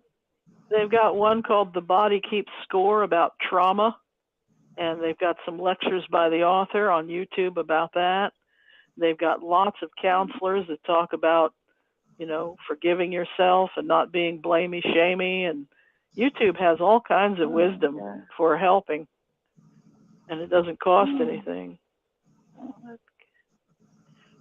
Yeah, But you're right. The art department has never lied to us. That was the one thing I liked about Witness Land. I could always look at the pictures and they were telling me the truth when the text wasn't. But they're telling a little bit other stuff subliminally. I've been using mirror apps and looking at the art and seeing some really freaky stuff. Now, aren't you an artist? Me, I am, yeah. Yeah, so I always liked all the subliminals. I would spend my Kingdom Hall time looking for them. Yeah. But I'm sorry, Linda, I don't know if you said, you asked me if I was an artist? Yes. What you said? Okay, yes. Well, I'm not a famous one, but my art has gone around pretty far. But I have no money to say that it meant, you know what I mean? It was all just personal or given as gifts practically, or small change practically, You cannot get rich. That's the best kind of art, I think. Yeah. That's the best kind of art. It is. It's more realistic. You're doing it from your heart instead of trying to. That's true. You're doing it because you love to do it. And you have to get in that mood to do it. Didn't work. Right. My daughter, she's an artist too. Yeah, it's hard to sell. Joy out of it. I'm sorry. Yeah. I've sure saved a lot of money since I don't have to dress for Kingdom Hall anymore. Yep. I wouldn't know nothing about that because my mama, she made all our clothes. That's my mother made my clothes, a lot of my clothes too. Yeah. Me too. He was always going to the fabric store getting material and patterns and stuff. Neat. sewing machines and Yeah. I don't miss it. I don't miss going to Kingdom Hall. Me either. Me either. I'm bored doing that. And ours, I couldn't stand driving in the fog. That was scary. What was that? California fog. Yeah. California fog? Foggy. That was scary for me. Mm-hmm. Oh Lord, California! I used to live there. I was born and raised in Texas, and my mom and daddy got divorced in '85, and my mama had custody of us, so we had to move out there with her and my stepdad, and we moved to Sacramento, and then we stayed there about a year, and then we moved up to Clear Lake, up there by what is that? Upper Lake and Clear Lake, and it was up there in the mountains. I loved that place. It was cool. Yeah, I went camping a couple years back there, up that area. It was so fun. Then we moved down there to Fairfield, over there by Vacaville or somewhere. I didn't like that too well, but yeah. That's close to me, kind of. Oh, okay. About an hour away or something. Yeah, I have nobody around here. There's nobody here that I know that's ex-JW. Nowhere land. Yeah, everybody's LA or somewhere the opposite ends. Yeah. I remember we used to go to a convention out there in Cow Palace. The Cow Palace, that's it. There you go. And it was, I was so used to going to, the conventions in Texas, like the Astrodome and in Houston. And when I had to go to the Cow Palace, I was like, what is this place? What is this? It's like way stepped down from what I was used to, because those conventions in Houston, they were super big, they would hold like 60, 70,000 people. In this little place, it was like a drop in the bucket compared to it. I think 15,000 maybe at the most there at the Cow Palace. I think. And before then, it was Candlestick, I think. Yeah, Candlestick Park. Yeah. Yeah. Yeah. One night when we were coming home from, I think, Candlestick, it was dark and there was an earthquake and I fell to my knees in San Francisco. And that's where I was born, so it is my area, kind of. So what year was this? I don't know. I was probably, I seem to be like about 6 or something. I don't know. I thought it was Candlestick. But before that, there was some place like in Oakland, but I don't think that's where I was. I'm pretty sure it was San Francisco. You don't remember the year, the actual year? Or you're remembering your age when that happened? Yeah, I don't really remember, but I was little, and I was kind of small still. Okay. But I remember in Santa Fe, we used to get trained, get under the desk and all this kind of stuff, because down that area, it was always worrying about the earthquakes. And so I actually I was crossing the crosswalk when it shook. And I also was there in 86 in Cow Palace, or about 86, when that other terrible earthquake happened. And it happened on the day before the assembly. And I remember, of course we had to go. So of course when I went to the assembly, every noise, it was super loud all the time. You hear banging, or I don't know what it was. Just constant banging and stuff. So I kept having anxiety attacks. My heart was freaking out. I actually went to the, station to ask if I was having heart problem or something. I had terrible anxiety there. So this was an earthquake in Texas? No, we didn't know about aftershocks. You know when the road broke and people fell down? I don't know if it was, I remember that. you know, that's when we had to go. Yeah, to I was out assembly. there when that happened. You were Was it in Texas you're talking about? at assembly too then. I was Yeah. there.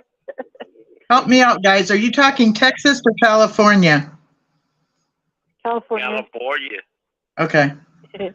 Yeah, I was scared, and you know, it was a big plus. Like, are you going to be a wuss and stay home and safe, or are you going to? Because I was 2 hours. I lived 2 hours away, so it was like I could be safe and live, or trust in Jehovah and go. You know, just to remember the noises that were always happening there. And we didn't know we were going to have aftershock. I mean, that's how we got tested, right? You know, I had a weird dream the other night, and I used to have nightmares when I was still in the organization, and me too. And, me but too. I haven't. You know, I've been like when I was like 18 or 19. When I got grown, I got gone. And I was just like a kid in a candy store in the world. You know, I was like exploring everything. I was like, no more of that trapped up in the cage. I'm out now, and I did whatever I wanted to do. And I never had any more nightmares and stuff about, you know, Bible storybooks and crap like that. But I'm gonna tell you something. I had a nightmare the other night for the first time since I've been out, and I don't know. It was in broad daylight, and all of a sudden, I was with these people out just standing up outside, and all of a sudden, there was a whole bunch of people too. And all of a sudden, the sky started getting dark, and there was like one little dark cloud that was forming, and it just started swirling and making all different kind of movements. And I said, "Hey, y'all, look at that! That's something fixing to come out of the sky." And just about that time, a big old dragon came out of the sky and come down. Wow! The dragon was hurled down. Exactly. And then all of these angels, and they were coming down with swords and everything. And I was like, oh my God, this is the end of the world. You know, this is an Armageddon dream. Or whatever. Hey, maybe you're anointed.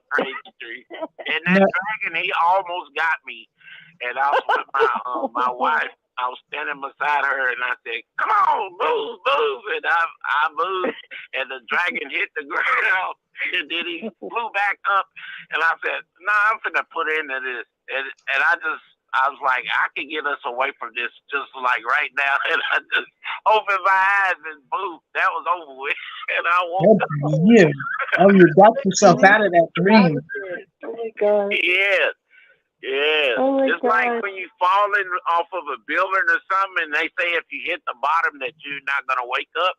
Well, I never hit the bottom, of course, but I know how to take myself out of those nightmares. I learned that a long time ago. Hey, have you guys ever had those where you can't move? I used to get those. Yeah. Sleep paralysis. I learned to sleep on my side forever, never sleep on my back.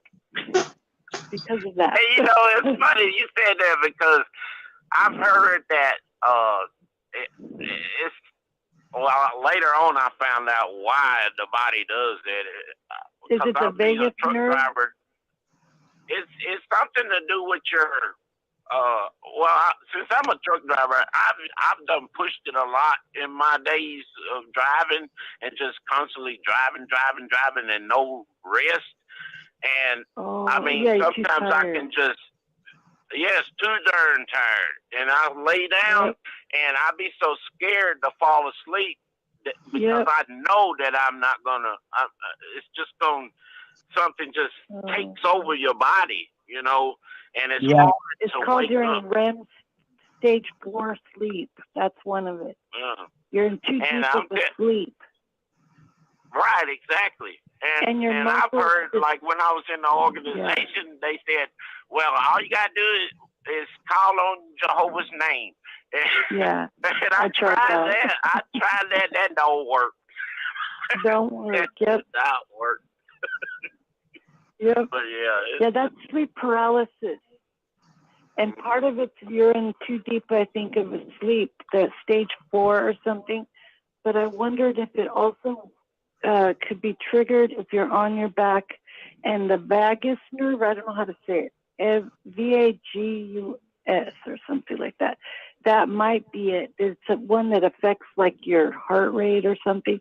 And so your body's going, it's like an emergency mode trying to get you to wake up or whatever, but your body's kind of confused too or something. That's what and that's how I'm feeling too. Kind of a weird thing. So what I have found with the sleep paralysis, what I have found is if you let yourself go back to sleep, which sounds counterintuitive, but when you let yourself go back to sleep, you will wake up later, and be able to move and be able to speak. But when you're, really? That sleep paralysis is like you wake up, but you can't move, you can't talk, but you hear everything going on in the room. You're wide awake. Exactly. Yeah, I used to call that in the room. Like, it's so scary. I hate that. I used to think it was demons or something. And then I thought I was the only one that did. No. It's something that happens, especially if you're going to sleep in an unfamiliar place. And I would imagine, with all your truck driving, you would sleeping in different places. Do you have a bed in your truck? Yes, ma'am. Okay. What kind of truck do you drive? I drive a Freightliner. Okay. I drive an older truck now. I used to have all those new trucks and stuff, but they cost too much to work on, and they done put so many sensors everywhere, and I mean, you can't even work on these trucks yourself anymore. You got to take it to one of those $200 or $300 an hour shops, big shops, to get them worked on. And I was like, no more. I found me an old truck that most everything on it is manual. It does run off of a computer, the motor does, but I can still work on this truck. I've done had like 3 or 4 of them in the past, and that's what I went back to. So. My father was a diesel mechanic and a car mechanic, and I remember I would show up and the front of the cab would be all leaning forward. It just looked like the strangest thing. But we used to go to these truck shows, and my favorite were the Peterbilts. And I remember I saw the coolest truck that had a bed in it, that had a water bed in it. I thought that was just so cool. That the sleeper had a water bed. Yeah, I've done seen some of those. I am getting exhausted, and I'm yawning without even realizing it. And I'm going to probably wrap things up. I'm going to go too because the sun is up. Is it? Oh. The sun is up. Really? Yeah, where are you? Are you in? I'm in Virginia. Oh, Virginia. Oh, you're an hour ahead of me. Yeah. And the little birdies are singing. It's going to be a beautiful day. Well, it's 6:30 where you're at. Wow. Yeah. So have a marvelous Sunday. Have a happy Sunday. You too. Okay. Bye. See you next week. Bye, y'all. Good night. Bye, Miss Pixie. Enjoy the rest of your day. Not this Sunday, but next Sunday, I think we'll be doing the Sunday where there'll be shows with more spiritual stuff happening. So they do that every other Sunday. Yeah, it's not tomorrow. Correct. I don't believe it's tomorrow. Oh, yeah, I don't think so. Last Saturday. I might have a question for Jay. What did you say? I think I might have a question for Jay Hess. I got to remember it though. It was someone asked a question that was kind of on that line. Now I can't think what it is, but I think I will have it by then. Every time he has it, I'm like, oh, dang it, I can't remember what I wanted to ask. But this time someone asked something I know I cared about that I wanted to know. And then I'm like, oh, I'm going to ask him, not this other person, because just didn't seem like he really was researching it, this other person. But I want to see what Jay has to say about it. I can't think, though, exactly what it was. The thing about Jay Hess that is, I wrote it down a little bit, though. Yeah, put it somewhere where you'll be able to see it. Because to me, out of sight, out of mind. The thing that about Jay Hess's testimony is he was disfellowed. I'm sorry, what? I said, thank you for letting me call in real quick. Sure. And I hope you have a good night, too. Thank you. The thing about Jay Hess is that he was disfellowshipped for worshiping Jesus. Now, mind you, the organization used to be pro-worshiping Jesus, but today it's not. So remember that you can be disfellowshipped for worshiping Jesus. So because Jesus was a created person, an angel which had a beginning, that would be worshiping the creation rather than the creator, according to Watchtower theology, with him being Michael the Archangel. So, but Rutherford used to teach to worship Jesus. So anyways, you would think that in Christianity, you would not get kicked out of a church for worshiping Jesus, but hey,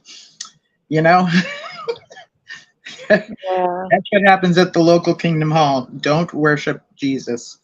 And that's really what people mean when they say, you guys don't believe in Jesus.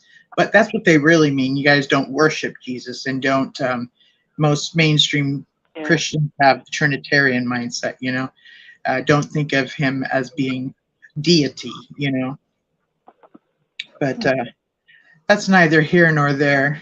I really liked your input, Tim, and I want to welcome you back again, and keep showing up, buddy. I like what you have to share. And that nightmare, when we have these nightmares, that I love the fact that in your nightmare, I listen to y'all all the time, but I don't never call in. I just listen. Okay. See, the religion of Jehovah's Witnesses, it is a doomsday cult. If you're looking forward to Armageddon starting any day now, that's a doomsday cult.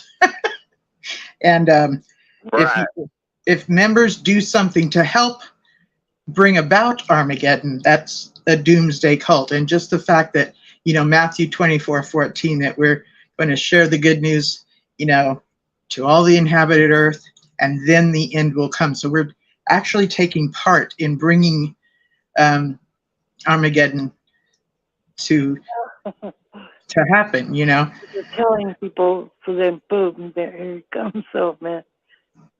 Yeah, so if you ever want to just look up definition of doomsday cult, it's interesting to see how that is. So you had a dream about Armageddon, that makes perfect sense. But what I really like about this dream you had was you went into solution, and you got you and your wife out of the way, and you handled that. And that's so empowering to me, that you weren't like a victim of, Armageddon and being killed, because that's what we were taught. If we're not a Jehovah's Witness, we will be killed during Armageddon, that kind of mindset. And if we're killed during Armageddon, there's no opportunity for resurrection at all. That's the Watchtower theology. So yeah. But I want to encourage people this week to think of things that you are interested in and interested in pursuing, such as like we heard Kurt and Pixie talk about things that they've been watching, the Sumerians and stuff like that. They just nerded out on it, and I loved it. You know, Yeah. and you are an artist, you know, and then you're very tapped into part of your identity too. And so the more we get to develop who we are, the more at peace we will be. The organization taught us to put on the new personality, which was to put on the Jehovah's Witness identity, okay? And when we leave, finding our own identity is our responsibility to develop. Yes, it was squashed as we were trying to grow up, but now we're in a position to where we can face some of the apprehension that might come up when we want to pursue some of this stuff, or we can just pick it up and try to pursue it, you know. There's all kinds of things on YouTube to learn how to do all kinds of things. There's adult courses, adult classes, you know, maybe you want to get your GED or something like that. You know, anything that you want to work towards or develop, it's your responsibility to develop it. And the more that you do actually pursue your heart's desires, that develops your own identity. And that is something that we were not allowed to develop within the organization. And the more we do that, the more sturdy we will stand on our feet, because we're just being true to ourselves instead of true to an authority figure that's going to give us a consequence if we step out of line, okay?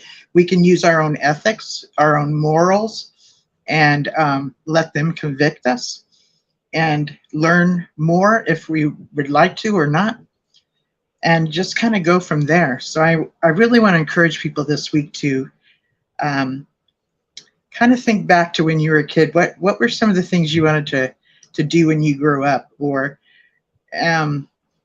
what are some of the things that you've looked at that you've really would have liked to, you know, if you had time, you wanted to stop by at a ceramic shop or a place to have coffee, you know, to do those things for yourself is very edifying for you.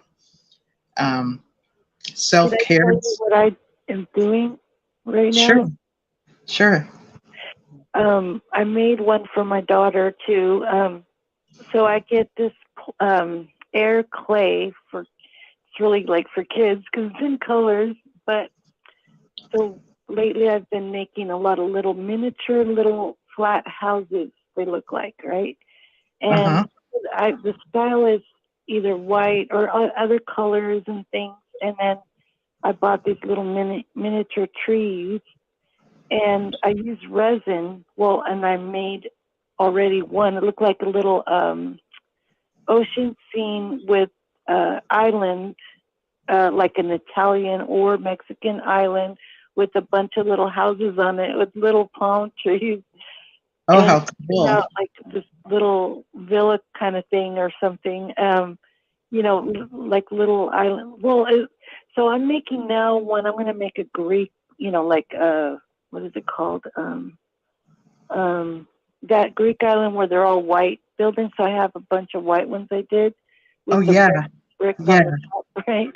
But I also got colors, like the little Mexican ones, like Manzanillo and other places in Mexico, or Colima, Mexico, and you know, just, and then that one place in Greece, and then I made I've made some little miniature llamas too.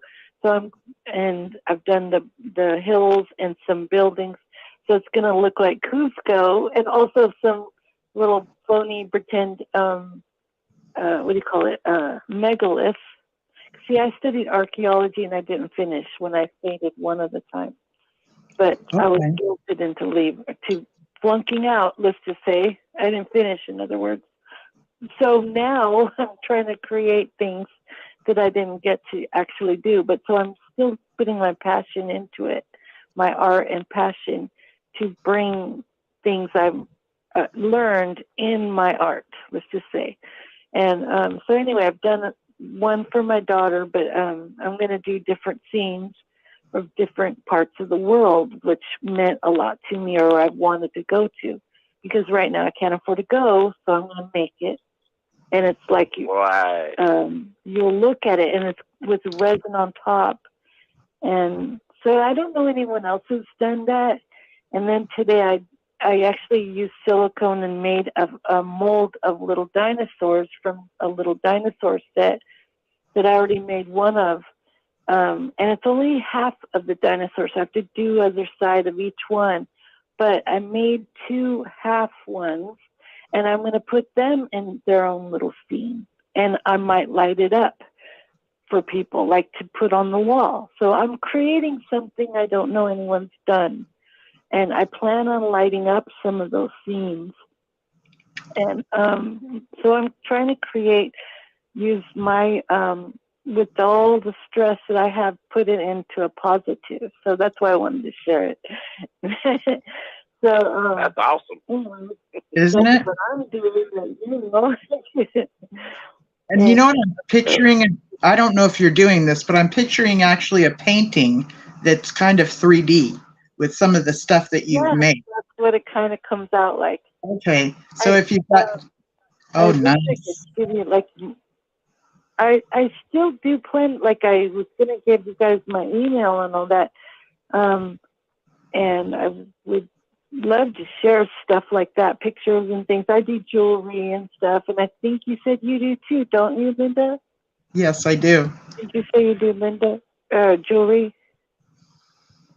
Didn't you? Yes, I do. Jewelry? Mm-hmm. Yeah, I do that too, roller and a lot of different styles of that.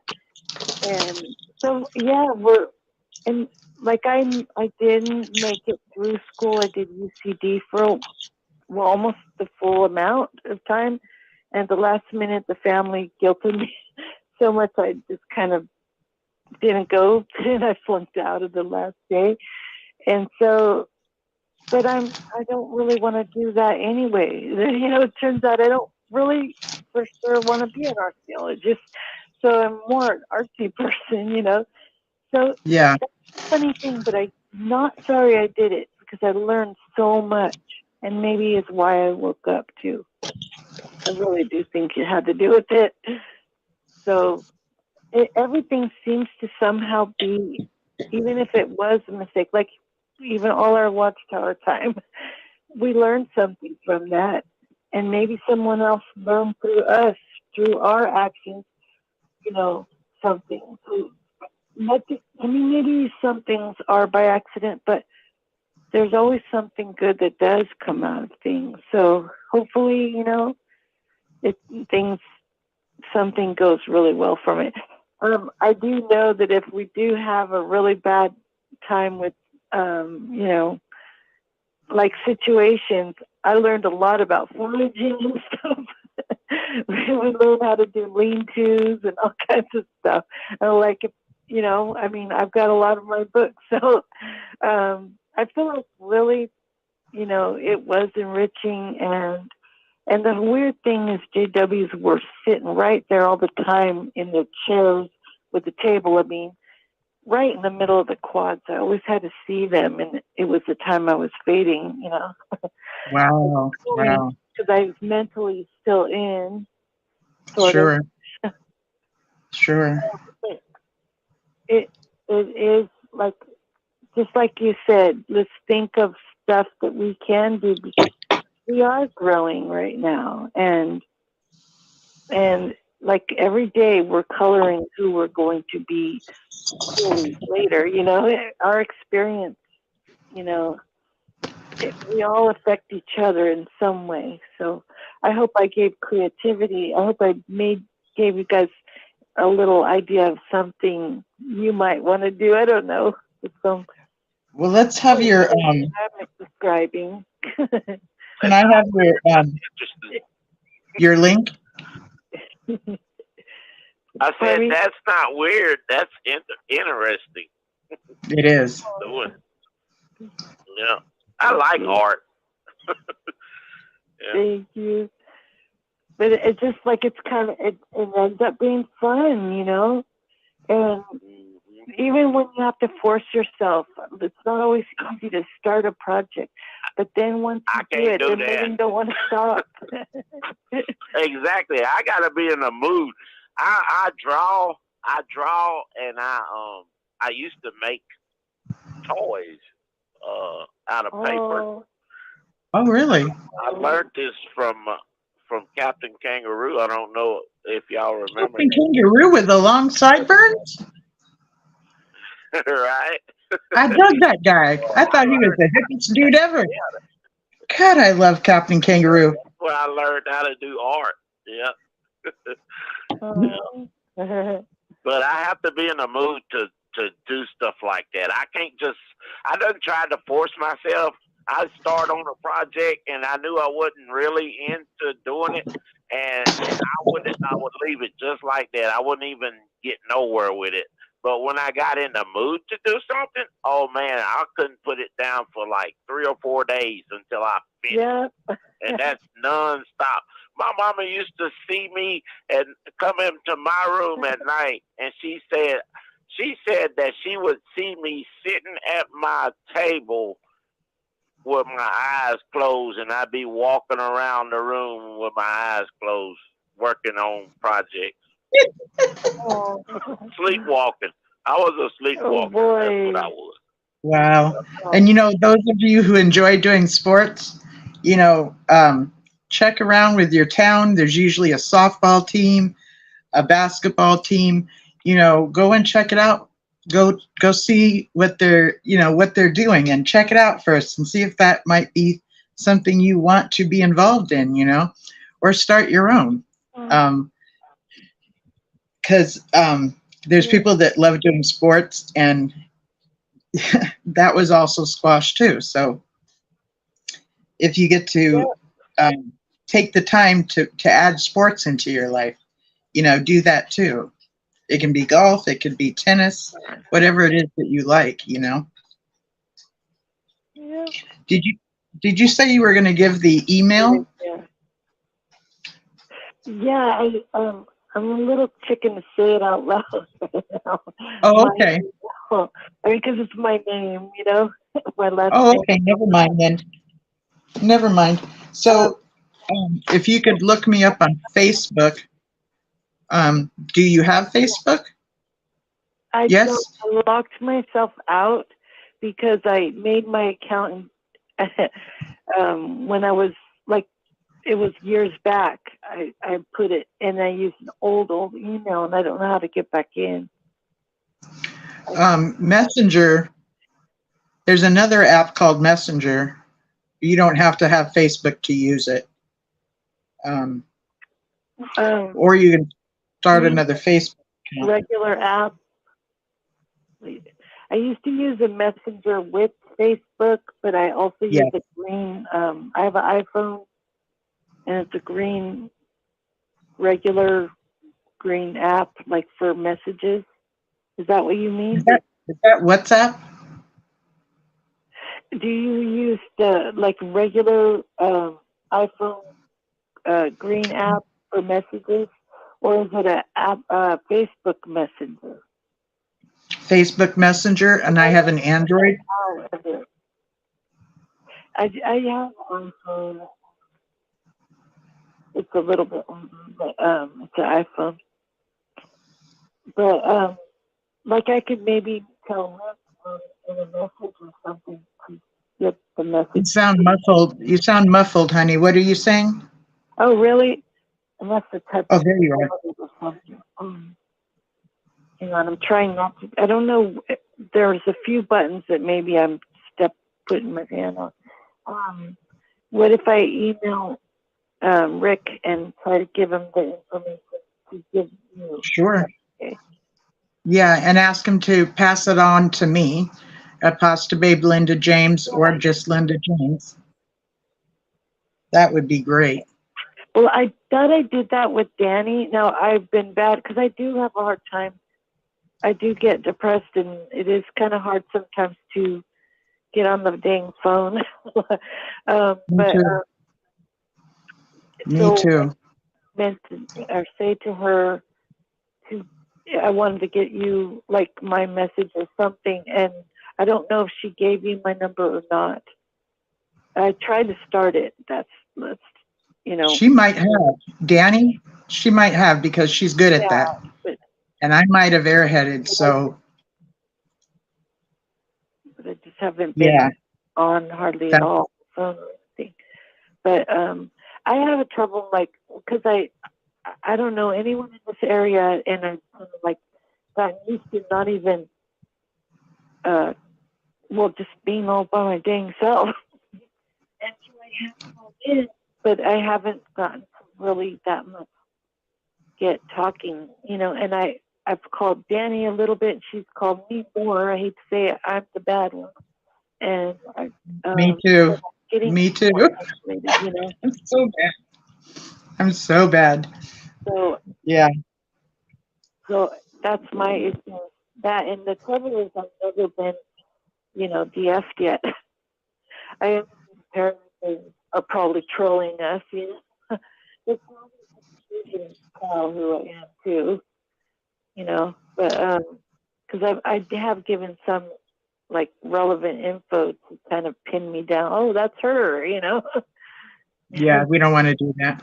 So if you want to go through Danny or Rick. Wait, I didn't know what you said exactly. Part of it only.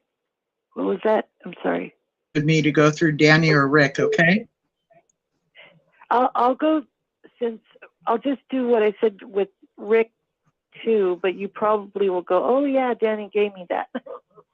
So I'll do it that way in an email if that's okay, and then I'll just give you my number and stuff like that, my phone, my whatever, and everything. And if you if you want to share whatever, you too. I feel like everybody should also give snail mail info. Is that okay? But you don't have to. But I will probably share that too, because people talk about the grid maybe coming down, or like saying that it could. And I think it would be so good if we all had the basic, like in case something did, we could communicate a little bit. But that's just a thought I had. So I might give you you don't have to, But anyway, I apologize. I did this again. I called on the last show and I was talking too much. And that's what happens when you don't talk at all for too long. So, I know, right? That's the same way I am. I don't never call in, and now I called in. This is the second time I done called in, but now I guess it's because there's not too many people on here tonight, and it's hard to talk when it's hard to get a spot when there's a lot of people on earlier. You know what I mean? I think a lot of people done went to bed. Yeah. Now, I can end the show, and you two could still keep talking over the phone. Pardon me? I said I can end the show, and you two could still keep talking over the phone, probably. If you wanted to, Well, I know I do have to get to bed, though, too. I'm going to have to get up in like 3 hours. Okay. What is it? It's like 3 here. What is it over where you guys are? Yeah, 3:50 a.m. 3:50 a.m. Yeah. So I'm in California. 5:50 where I'm at in Texas. Mm-hmm. Oh, yeah, you're in Texas. Oh, man. Yeah. And I have 2 kittens. I haven't been able to give them away, and I don't know what to do. And I do not want them in a dang, cage somewhere. But our kitty had them. Our kitty had them. And she's a rescue, so I'm like, oh, man. And they're going to get me up at 5 or something to know it. Oh, my God. They're, hungry, They do that. Oh my goodness, I know. See, I have a visitor this weekend, Nelson, but I don't have a pet because I really don't want to take care of somebody else. I've raised 3 kids. I've had a husband. I've done the family of 5, 3-ring circus and my sideshow and working. And I'm like drama free right now, and I really like it. I just do. Yeah. But you yeah. said you were going to take a class or what? What are you going to take? I'm looking into taking a few support groups, or I'm looking to go to a support group for ex-cult members and to take like a 6-week course on coercive behavior. And next weekend actually is the International Cultic Studies Association workshop, which is Thursday, Friday, and Saturday. So I might not be here next weekend because I might be doing. So you should do that. Yeah, stuff. So I'm going to be. That's really cool. I love doing it too, and I have to get up early, but I love it. And they have notes, that I get to have access to. The people that give different, I want to call it different talks, but they're teachings and under different subjects, and it's really cool the way they do it online. There's a certain app that I download, and that app sets it up in such a way that I'll be able to see all these different, who's going to be talking about what subject, and the timing that it's going to be, and so even though they're having it now live, they're also doing it remotely. So I'm super excited about that. So I probably need to get in touch with Rick this week and let him know that I won't be here next weekend because, to be honest, I'll just be on brain overload. And then when I get on brain overload, I just don't think well. I'm not good company. I'm bitchy. I'm grumpy. I'm not good company. But yeah, so I know myself enough to know that. So yeah, but that'll be really good. I mean, it would be and like I said, you could share what you're learning. So I'm sure we can handle, one night. Yeah, he was fine with me taking off last year. When he heard about it, he's like, "Don't you worry, you take that weekend off." I'll support him and stuff, which was super cool. But yeah, I'm gonna end the show now or wrap it up. It's about. It's gone on. I got to meet, or talk to people that I didn't get to talk to before on your show and on the one before. I got to call in, so that was really helpful for me. I appreciate all your tips too. You get us thinking, get us like, hey, we have a goal, and that's different things to consider. Yeah. Yeah, and what I talk about, these are simply suggestions. If it doesn't seem like something you would, the audience doesn't care to do, that's fine. Take what you like and leave the rest. It's all good. But I'm glad you enjoyed yourself today. Definitely join us more often, okay? Okay, thanks. You too, Tim. Thank you so much. You too, Tim. And nice to meet you. I don't know, but I didn't hear your name. What was it? I'm sorry. Oh, my name is Tim. Tim. Oh, and I'm Kim. Tim and Kim. Okay. So nice to meet you. Yeah, you too. And this is Apostle Babe, your favorite apostate. And yes, you are. What did you say? I said, yep, you are. Thank you. Oh, Thank yeah. you. Yeah, Rick, he says that all the time.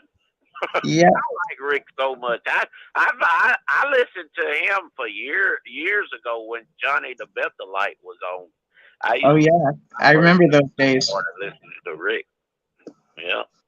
I remember those days. As a matter of fact, I found some archives of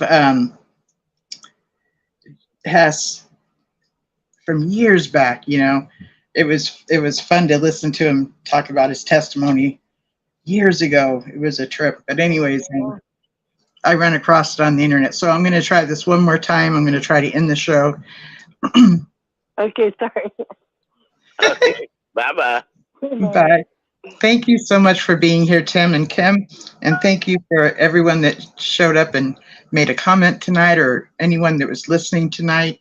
And thank you for anyone who's going to be listening to this later. This weekend today's the 25th of June and 2023. And I look forward to doing this show every single week. It is truly a highlight for me. I enjoy the conversations that happen. I enjoy listening to your experiences and being able to share and our experiences, and just, to be able to say me too, like I get it.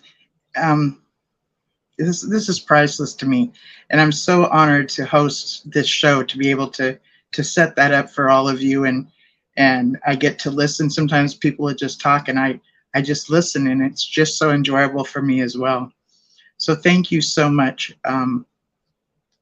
I look forward to talking with you in about 2 weeks, 2 weekends from now.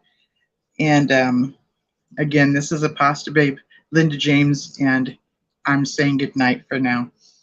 Talk with you next time. Good night. Good